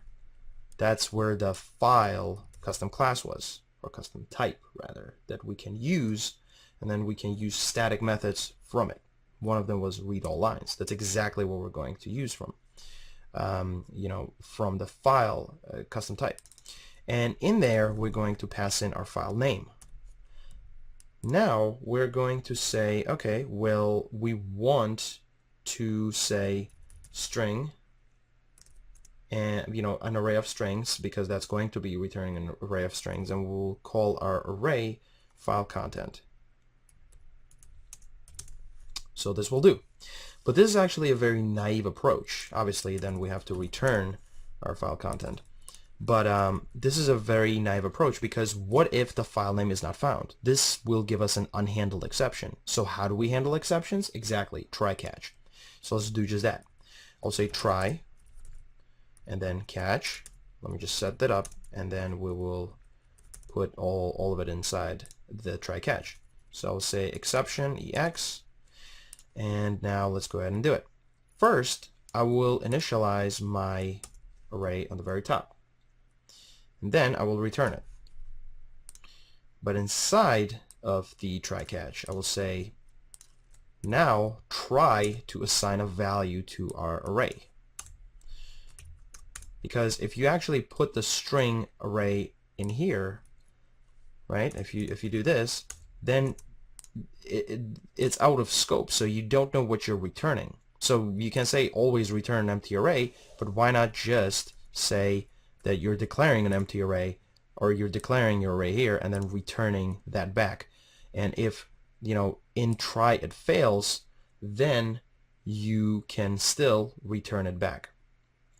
So we have this much, and the next thing to do is to actually go ahead and throw a new exception. So the way I will do it is by saying throw new exception, and then I will go ahead and say create a new exception, but wrap the existing exception that I throw into a new exception. So just get the message from this current exception, then create a new exception, and then wrap that around the message. There are many ways that you can rethrow your message, but the worst one, which you do not want to do, is doing this, right? Because it erases the entire call stack. And in this case, you are not. You are still keeping the call stack, and you're not, removing everything. So this is great. And we basically have our file reader ready. We can actually take it out because none of those we are using. And this is fully functional. Now we have a way in which we're passing a file name. This is a file reader, which is pretty generic also. So remember, do not repeat yourself. And it is exactly what we're doing. We're saying this is a generic file reader. You can pass in whatever. It can be a word list. It can be the file name that the user provides with their scrambled words. Whatever you give it, it'll read all the lines from it, put it in a string array, and then return it back to you. So now, here, we didn't even have to change anything because we already assumed that it was working in the first place. So if we go down here, see? Before, obviously, if we ran it, nothing would have happened. But in this case, if we run it now, it will actually read the files. Yet, we don't have to change any code in here because we assumed that the read would work. And that's the beauty of it. When you imagine things that they are already working and then you go and make them work afterwards, that's a much better way. Because now it's like a jigsaw puzzle. You're putting things in the right places and then at the end you see the bigger picture. So now, as I said, the file reader is complete and we can move on. Great. Now it's time for us to implement our word matcher. Once again, I will change this to public so that every other class can access our matcher match method. We already know it's going to be returning a list of matched words. So let's actually go ahead, and the first thing we're going to do is we're going to declare a variable that is going to be holding our empty list that we will be adding matched words to. So I'll say matched words equals new list, and it's going to be a list of, guess what, matched words or matched word. And this is how we're declaring our empty list. And then at the end we can just say, you know, it's going to return that list, right? Right now we're not doing anything with it, but it's going to eventually, you know, do something with it and then return it. So let's think about this. What we want to do is we want to go through each and every scrambled word, and for each scrambled word that we provided as a user, we want to go and look at the entire word list. So for every scrambled word, we will have to look at the word list. And if we see that the scrambled word exactly matches the one of the words in the word list, then we don't even need to do anything fancy. We just say, wow, there was a match. Just return that.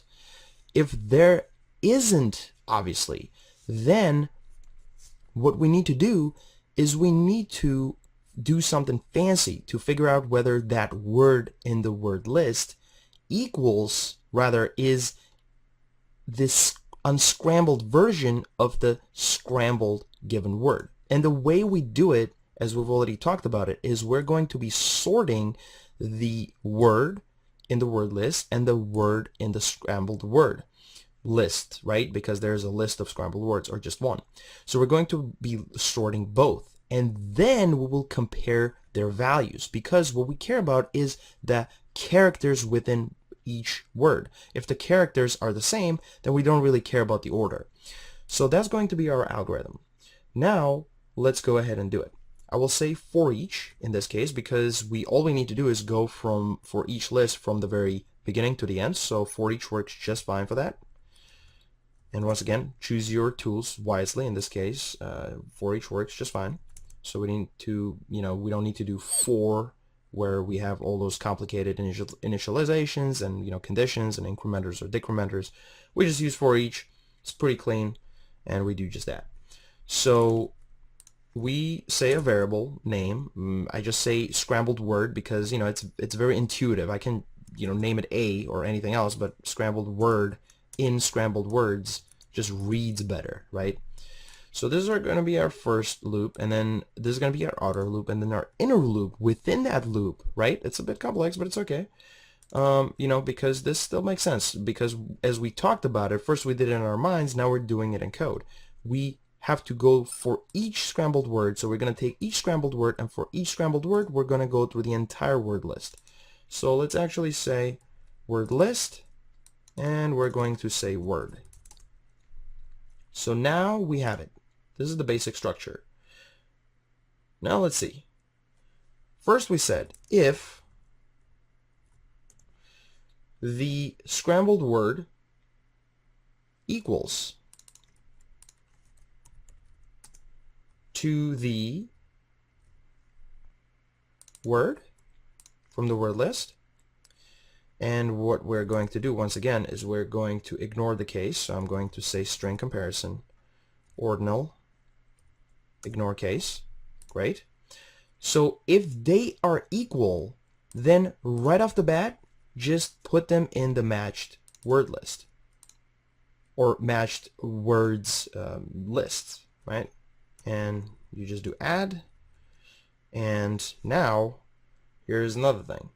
What I want to do is I want to create a helper method that'll allow me to generate a matched word. So what I will do is I will go ahead and create another method. This time I will say private, because I don't want any other class to have access to it. It's private to this class because it's a helper method specifically for this class. I'm going to say build matched word. It's just for convenience, right? It's just a helper method. I'll say string scrambled word. Then I will say string word. And then it's the signature of the method. And then I will say matched word.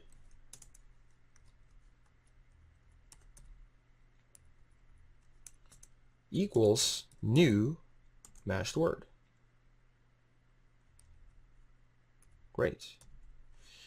Now what we can do is we can say, matched word dot scrambled word equals scrambled word, and do the same thing with the word. But there's actually a cleaner way to do it, which I will show you right after. So we can do all this. This is just fine. And you can do this, and at the end say, okay, well, I've built out the matched word. Let me return it back. You can do it, but there's a cleaner way. You can actually do this. Well, this is just a shortcut for it. Let me take this out. So you have your curly braces. Within that, you put your initialization. So you say, okay, well, I have a scrambled word, and I want that to equal the scrambled word that I passed in as a parameter. Then I have a word within my matched word, and I want that to equal to, that should be a comma, I want that to equal to the word that is also one of the parameters. And then obviously semicolon, and then we return the matched word. So it's a lot cleaner, a lot more readable. And now we can actually use this method within our add, right? To say whenever I want to create a matched word, instead of me doing all this stuff within the add, just call the method, right? A lot cleaner that way. So the first is going to be the scrambled word, and that's going to be this. The second one will be the word, which is this. So great. Now we have the basic scenario down. So if our scrambled word equals, like the characters equal, and also the order of characters equal to the unscrambled word, or the word in our case, then you just say there was a match right off the bat. Otherwise, now we need to do something more fancy. So here it is. I will say var scrambled word array. Scrambled word array. And I will say scrambled word. And since it's a string, it has methods on it that we have access to. One of the methods, once again, is toChar array. So what this does is it breaks our string into characters, into an array of characters. And you will see why in a minute. Then I will say var word array. And I will say word to char array. So now we have the character array for both the scrambled word and the word. Now what we can do is we can use array sort, remember that? So we can sort our arrays. We can sort the first array, and then we can sort the second array. So the word array. And now they're sorted. Now guess what we need to do? Now we will bring them back and create them and make them strings from the characters. But from sorted characters, right? So it's a sorted character array. This will be a sorted character array after we sort them, and then we'll make it into a string. So then after we make them into a string, we will do the comparison afterwards. So let's go ahead and do that. I will say var sorted scrambled word equals new string, and this is how you create a string out of a character array. So you will basically do that, and it'll turn your character array into a string. It'll glue all the characters together and create a string out of it. And then you can say var sorted word, and you say new string, and you say word array. There you go. Now it's the easy part. We just need to compare them. So we say if sorted scrambled word equals to sorted word, and once again we want to say ordinal ignore case because we want to be case insensitive, and we say if that is the case, if they are all equal, then guess what we're going to do? We're going to do the same thing. So we're going to say build the, or add to the matched words, the new built matched word that you built out of the scrambled word and out of the word that is the unscrambled word, right? But in this case, it's a word that's coming from the word list. It's technically still not the unscrambled word. The unscrambled word is almost like the result of the both. So naming convention, once again, could be debated because some of it has to do with the business requirements, how your stakeholders define things. So this could have then changed to, unscrambled word. If you have a debate with your stakeholders and they say that might makes a lot more sense, you actually want your code to reflect the business as much as possible. So that's up to debate, and in this case I'm going to call it word. So once again, we are finished with our matcher, word matcher, and match method. So the implementation is complete. Once again, if we go back to the program, we see that we didn't have to change anything. Yet this will function just fine. So if you pass in a scrambled word and a word list, it'll function just fine. So that's it. So this video is going to be about us cleaning things up. So let's actually talk about things that we can clean up. See, we have a lot of these string literals, and string literal just means us having the string value around, right? This is a string literal. We have a string value, and we have a lot of repeating ones actually, like these yeses or nos. We're repeating it here. We have these M or F, which stands for file or manual. We have all these messages around. So one thing that we can do is we can go ahead and create a constants file. So let's go ahead and do that. I will create another file, call it constants. So I will say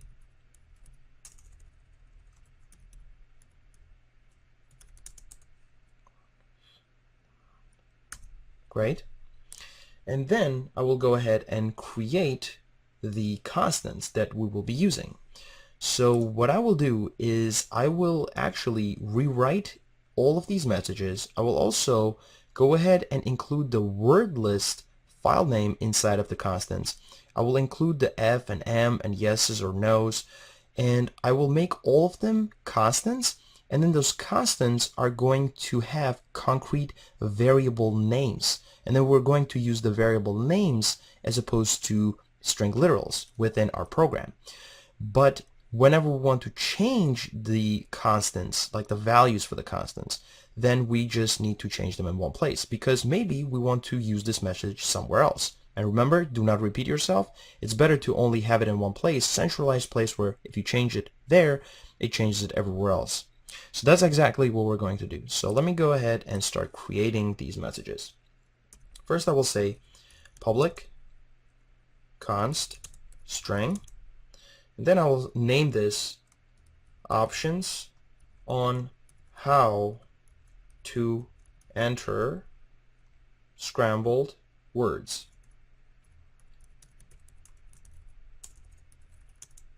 and this will be a message. So let me actually define the value for it. I will say enter scrambled word or words manually or as a file.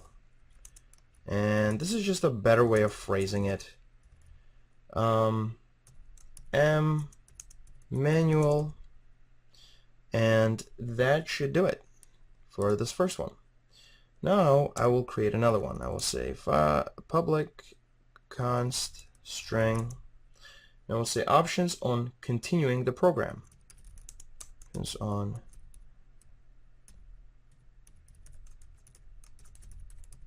there you go. And I will say it equals to would you like to continue. I think this one is pretty similar to the one we had, but it's just kind of good to go over these and see if maybe you wanted to change it. And now another one. I will say public const string. I will name this enter scrambled words via file. So enter scrambled words via file.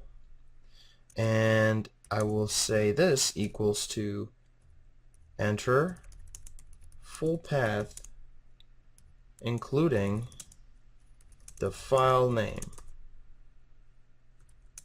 Great. Now the next one, pretty similar. It's going to be public const string again, as you have guessed. And I just need to spell string correctly.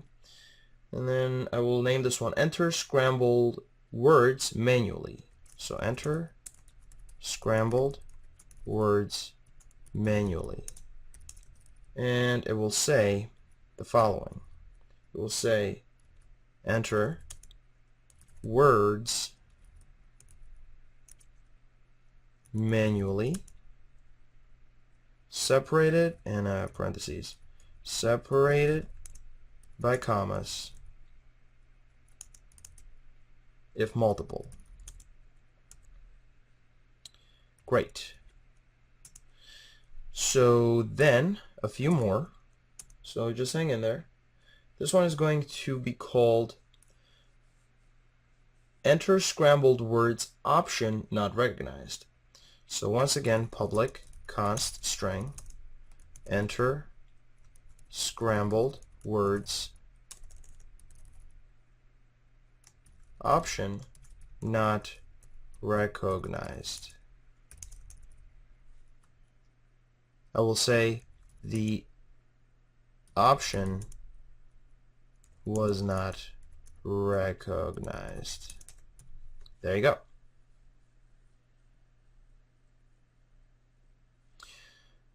Now I will create a few for errors, and I will say public const string error scrambled words cannot be loaded. So then it will say scrambled words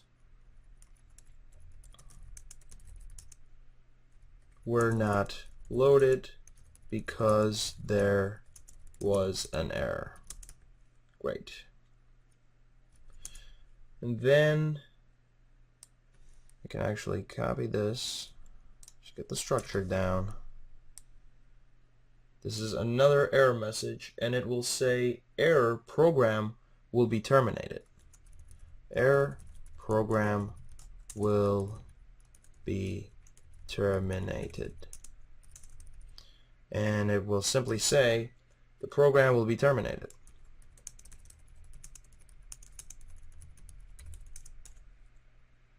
Great.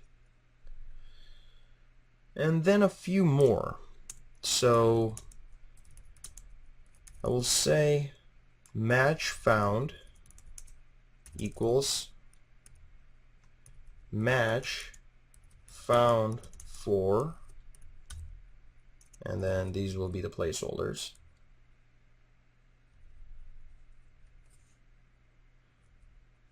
And that should be that. And then another one for when the match was not found. So match not found. And this will simply say no matches have been found. Great. Now a few for the option stuff. So we can actually space these out based on their context. And this is for errors, so we can separate that. This is for the match. So then we can say public const string, and this will be the yes, and that will simply just say yes, or just y. That stands for yes. And one for no.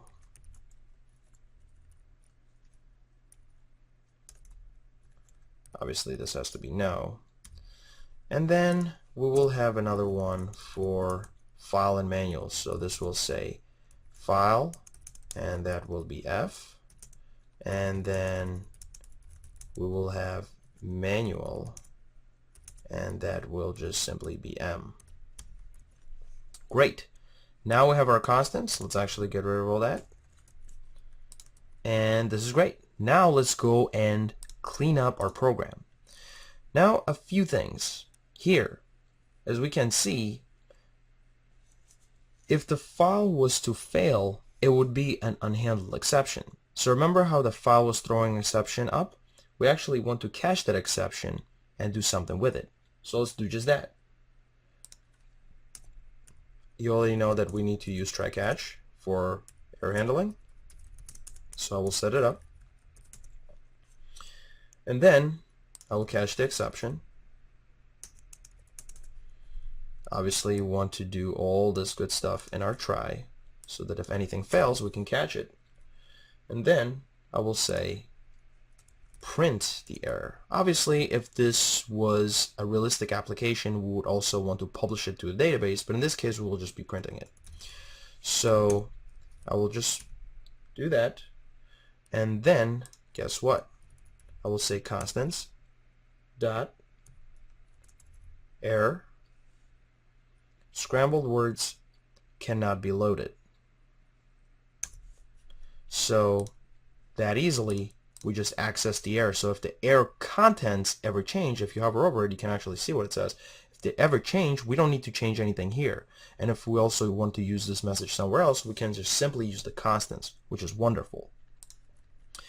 So now we have that down, which is great. And we also want to do something with the error message, obviously. So we will say plus and then ex message. So this is great. We cleaned this up. Now let's go and clean up the rest. I will actually take this and put this back into the constants. So the constants will now also have the word list. So this wants to be public, constant string, and then we'll say word list file name, copy that, and just use it here. Obviously, we just want to use it from the constants. Now let's actually go ahead and switch up our match messages. Remember, we had a message for no matches found, so I will say constants dot no match, so match not found. That's great. And then there was another one for the actual match, so we'll say match found. See that? It's a lot cleaner. No string literals. And then for the file, instead of saying F, it's actually a lot better if we said file, because this is a lot more readable and you can understand what it means. Yet if the option data changes ever, for whatever reason the business says, you know what, it's no longer M, it's now MA, then you can simply do that, but this code here will not change and it will still be very readable. So file, manual, These make sense. And then option not recognized. So we can say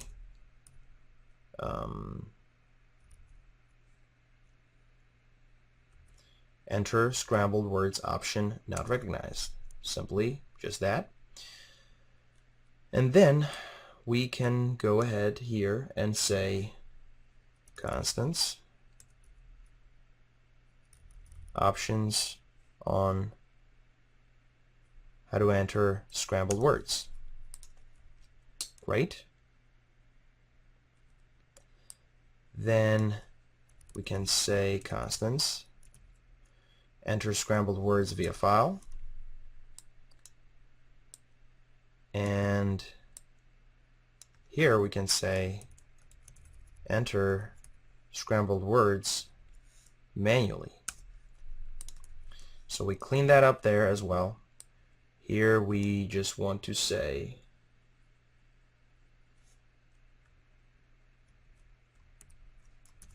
options on continuing the program. So that's the message for that. And then our yeses and nos. So constants, we'll say yes, and constants, no. Same thing here. This is a yes. So let's go over this one more time. Our matches are now pretty clear. The word list is in the constants. The error messages have been cleaned up. We're handling any of the exceptions. Going further up, all the yeses, all the nos, file, manual, all these messages are now constant. So anything changes, we should be covered. And we shouldn't change anything here. Now one more thing. If anything fails within main, that will actually be an unhandled exception. So what we want to do is actually go ahead and wrap this whole thing up within a try. Exactly. So let me actually set it up and then we'll do the rest. We'll say catch, and then here I will say exception EX, and once again in real application we would actually want to print this to the database, but in this case we're not hooked up to a database, so I will just be printing it out. Because otherwise you want to publish it and publish the errors that are happening, especially critical ones like these. But I will say right line, and then I will say constants, not console, constants dot error program will be terminated. And once again we're going to be using the message from the exception. So this will catch any general exceptions that might happen, so that we don't have any unhandled exceptions. So actually go all the way down, grab it, and our catch will be there, and here it is. So I can actually remove that space because it's unnecessary. So we have our do while goes, does whatever it needs to do, and makes the decisions based on that, continue the program or not, and then if anything is caught, it will print it out. Everything else has been written down. So actually now let's go ahead and run our program. But guess what? We don't have a word list. So let's go ahead and create a test word list before we run our program. We're now in the debug folder, and the way I got to it is by going to, let me show you real quickly, right clicking and then saying open folder in File Explorer, and then going to bin and then debug. And that's exactly how you get there. So now I will create a file, a text file, and I will name it word list, because that's how we named it. We can actually check that in our constants, that is how we named it, word list text. It's great. So now coming back to this, each line will be an unscrambled word. So I will say roam, more, cat, and I will say there, here, hey. So these are some of the words. Great. Now let's go ahead and run our program. Now we'll put a breakpoint at the very end. Let's go ahead and run. So it says enter scrambled word manually or as a file. I will say manually. And it will say enter words manually separated by commas. All right. I will put something that does not exist. And I will say this. We'll say no matches have been found. Would you like to continue? I will just give it a gibberish. It'll keep asking me, keep asking me, keep asking me. If I say yes, I would like to continue, then it'll ask me whether I want to provide a file or manual. I will say manual again. Then we will say, okay, in this case, I'll go and give you Ulmer. And that's my scrambled word. It'll say match found for Ulmer. One is Rome and another one is more. Would you like to continue? I'll say yes. In this case, let me give it a file. And it says enter full path including the file name. In this case, I don't really have a file, but let's go ahead and create one. So I will go to Solution Explorer. Once again, I will say open file in File Explorer. Go to bin, go to debug, and here I will say text file, and I will just say scrambled words. Great. I will say Ulmer and TCA. Let's see what happens. So it's scrambled words. Open it up. Scrambled words .txt. And as you can see, it says match found for Ulmer, which is Rome, another one for more, and for TCA it found as cat. And no, I would not like to continue anymore. And it will end the program. As you can see, it reached the breakpoint, and now our program is complete. Wonderful.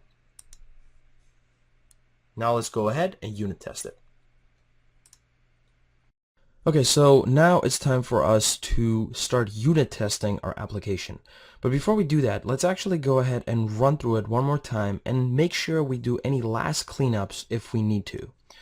So let's start from the file reader. We'll click F12 on it, and let's just take a look at this. Just check the code and see if everything makes sense.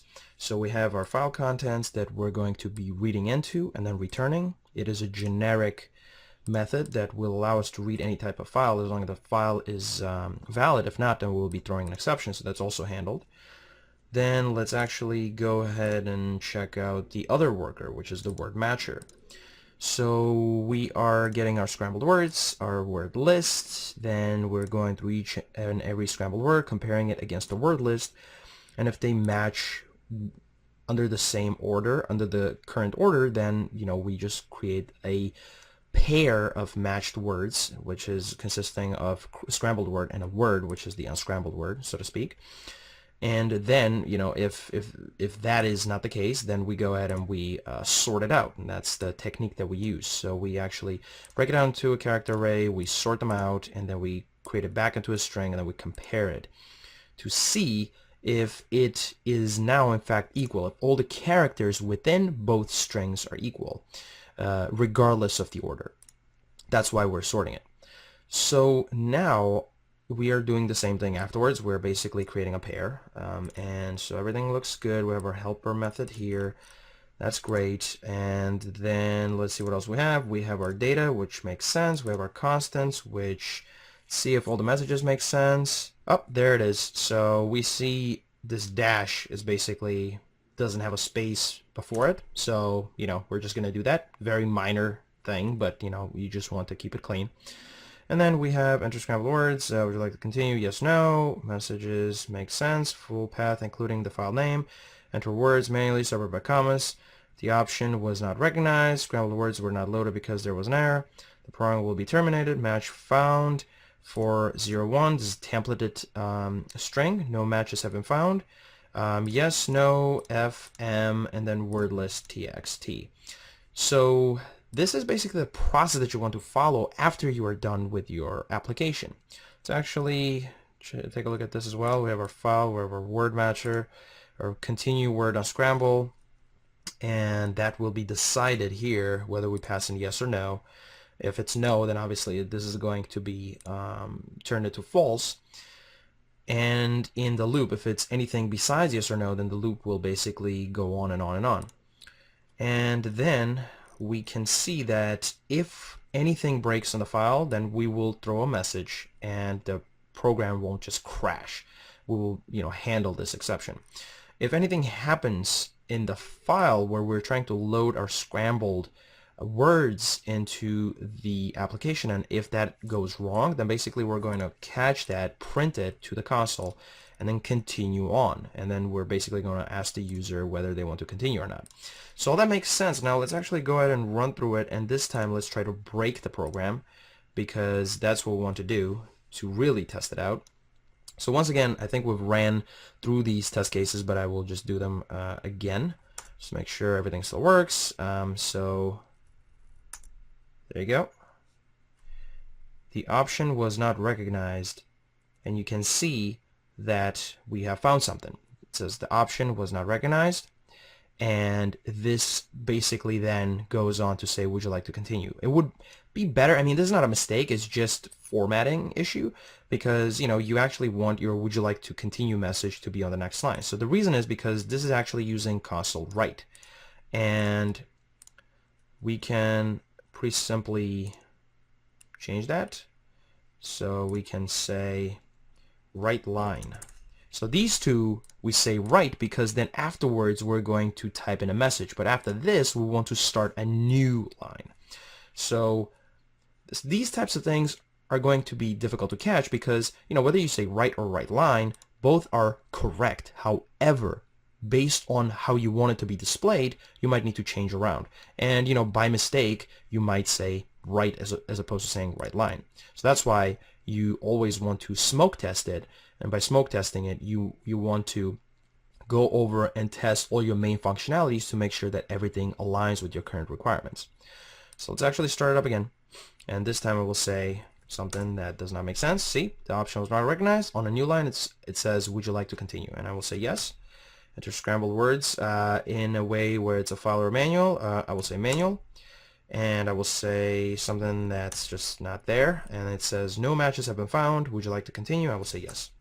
Manual again, I will say OMR, and I found 2. Would you like to continue? I will say yes again. Let's try manual this time, and I will say OMR, and I will say that. So in this case I was actually able to find it as well.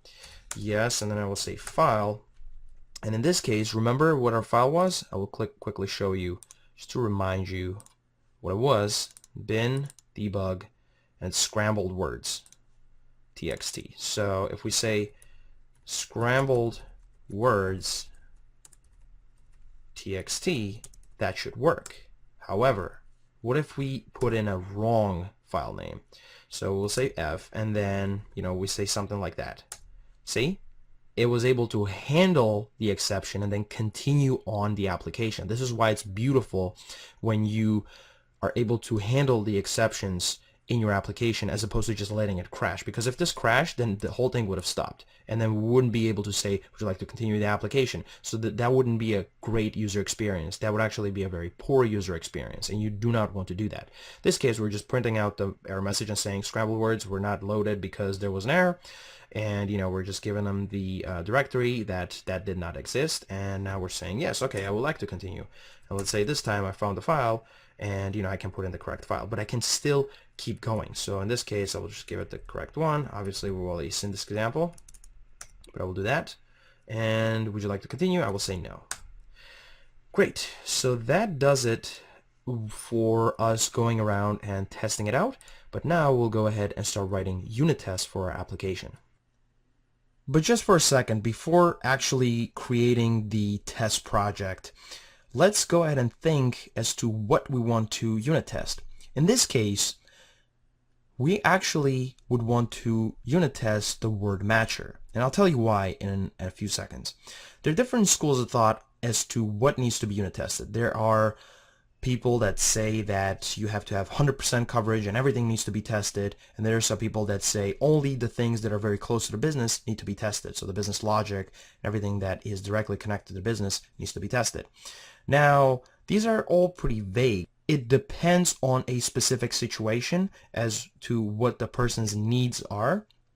But whether you are going the 100% coverage or anything in the middle, or basically doing only minimal testing for the things that you need, whatever you choose, I think the correct mindset to have is that you want to prioritize your unit testing. So if you have millions of things to unit test, start from the very important one. I know this is not a very complicated idea to come up with yourself, but you would be surprised how many people miss it. You want to actually start from the very most important one, the most important one that will give you the most amount of value if it is working correctly. In our case, the business requirements and the entire application is dependent upon how we match our words. So this is very important to our quote-unquote business. That's why we want to make sure that the word matcher definitely works. If the file reader is acting up or anything else, that will still be a problem. However, we want to make sure that the word matcher works, and then we will go ahead and unit test the file reader. In this example, I won't be unit testing the file reader because I want to just unit test the most important thing that we can unit test. And in this case, it's the word matcher, and that's why I'm going to do just that. But before testing it, I wanted to give you this mindset as to how you want to go about deciding what needs to be unit tested and what not. And also, if you have a lot of things to unit test, how to deviate up. So look at the business, look at the things that you have created, and then ask yourself, which one is the most important to the business, and start from that and work your way down from there. Cool, so let's go ahead to the Solution Explorer. I will right click on Solution, go to Add New Project, click on Unit Test. You can also search it in here, and I will name it Word Unscrambler.test.unit. Just like we did it with the simple calculator, same pattern. And let's create it. So you see Word Unscrambler.test.unit. And then we have this default unit test 1 class that is just for us to fill in. I'm going to go ahead and rename this. I'm going to rename it to Word Matcher Test. Word Matcher Test.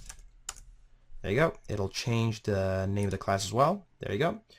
And then I want to have a reference to my Word Unscrambler so that we can actually use stuff from it. But here's one thing. If we actually try to access the word matcher currently, we can't do that. So if I say private, I mean, we can say private just so that it's private within this class, and that actually makes a lot more sense. Read only word matcher, you will see that I can't access it. Why? Because word matcher is internal within this word unscrambler class. So if we go to word matcher, you will see that it says class, and internal is basically by default. It just says internal. But if we want to change the access specifier, then we just have to say public right in front of it. Now, it'll break because now it's saying, well, your entire class is public, your method is public, but this custom type that you created, that's not public, yet you're exposing it publicly. You can't do that. So you also have to make this public if you want to make the other thing public. So that's exactly what we're going to do. Save it. And, you know, it's not underlined red anymore. And also, the best thing about it is that now we can have access to it. So I will say word matcher. And if we actually hover over it, we should be able to say using. And there you go. And then I will create a variable for it.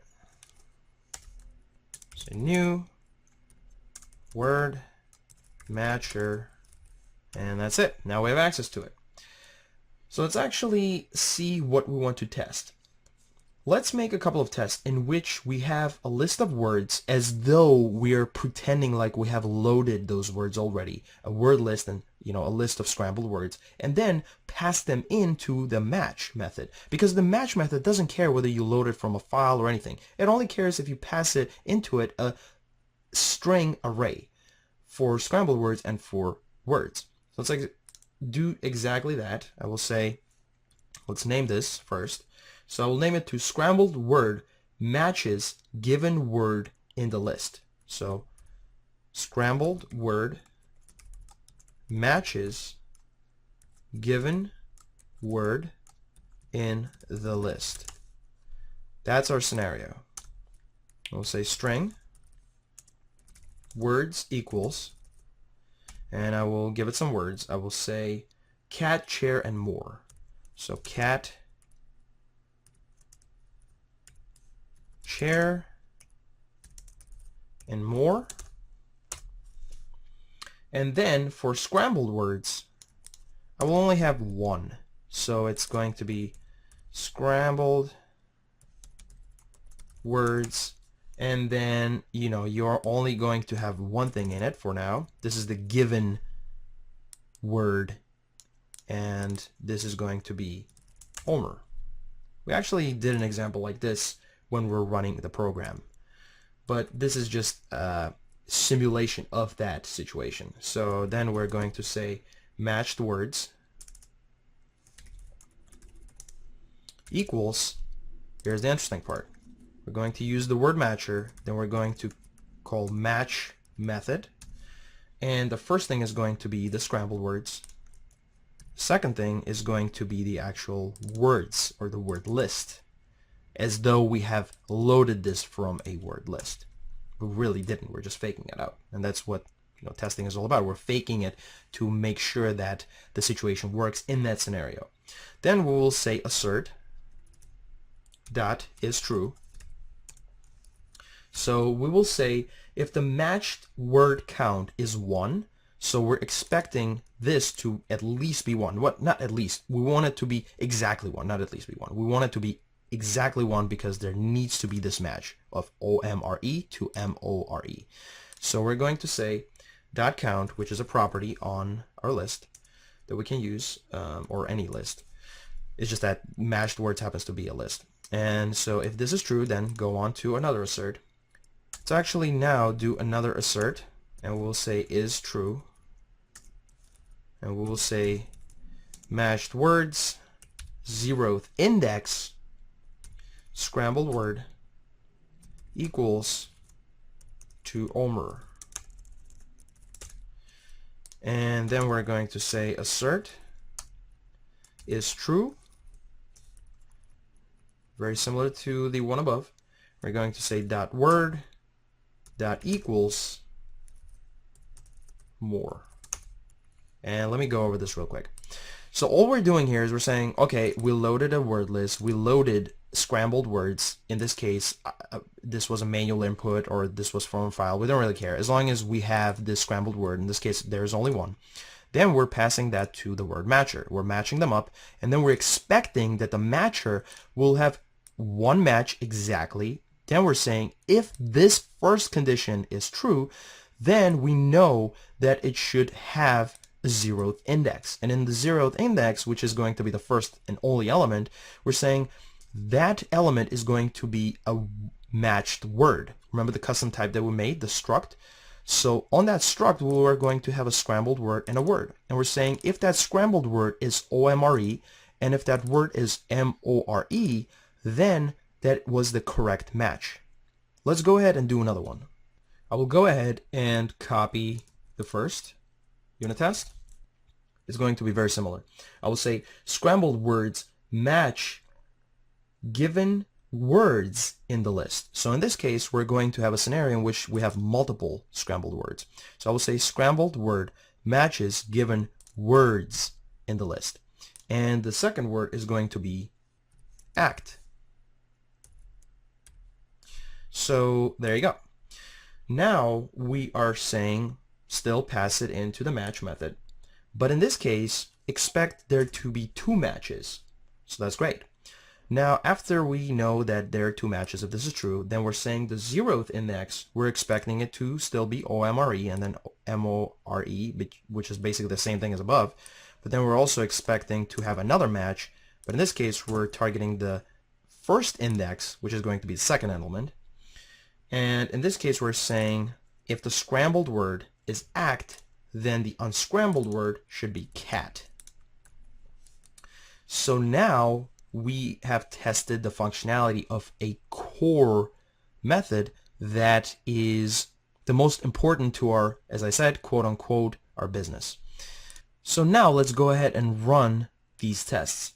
I will go to test, run, and then I will say all tests. It'll run them all, and then we can actually go to Test, Windows, Test Explorer, and you'll see here we have all of our tests. You see the green check mark means that our tests have been passed, and you don't actually have to do test run all tests. You can just, have this Windows open here to your right side, and you can pin it so that you can have easy access to it, and you can just click run all, and that'll run them all. And so that's very good to know. Let's actually click on it again, and you see that they have been passed. However, we can break one of them. Let's say instead of cat, we'll say CA. And let's run it again. See what happens. So run it. And then see, it broke. So test failed. You already know what it is. You can, see what line it broke on. You can actually see which one gave you trouble. If you click on that, it'll basically say that it broke here. And then you can go ahead and figure out why. So you can start debugging, you can breakpoint it and see where it broke. But in this case, everything works. So I will change it back to cat and then say run again. And that should do it. So once again, everything passed. Our unit test passed. And remember, every time you're trying to unit test, make sure you ask yourself, what is the most important thing to the business? Whether it's a project that you're building, whether it's a work that you're doing for a client or you're doing for an employer, it does not matter. Whenever you're testing your software, and you should always test your software, ask what will give you the most amount of value.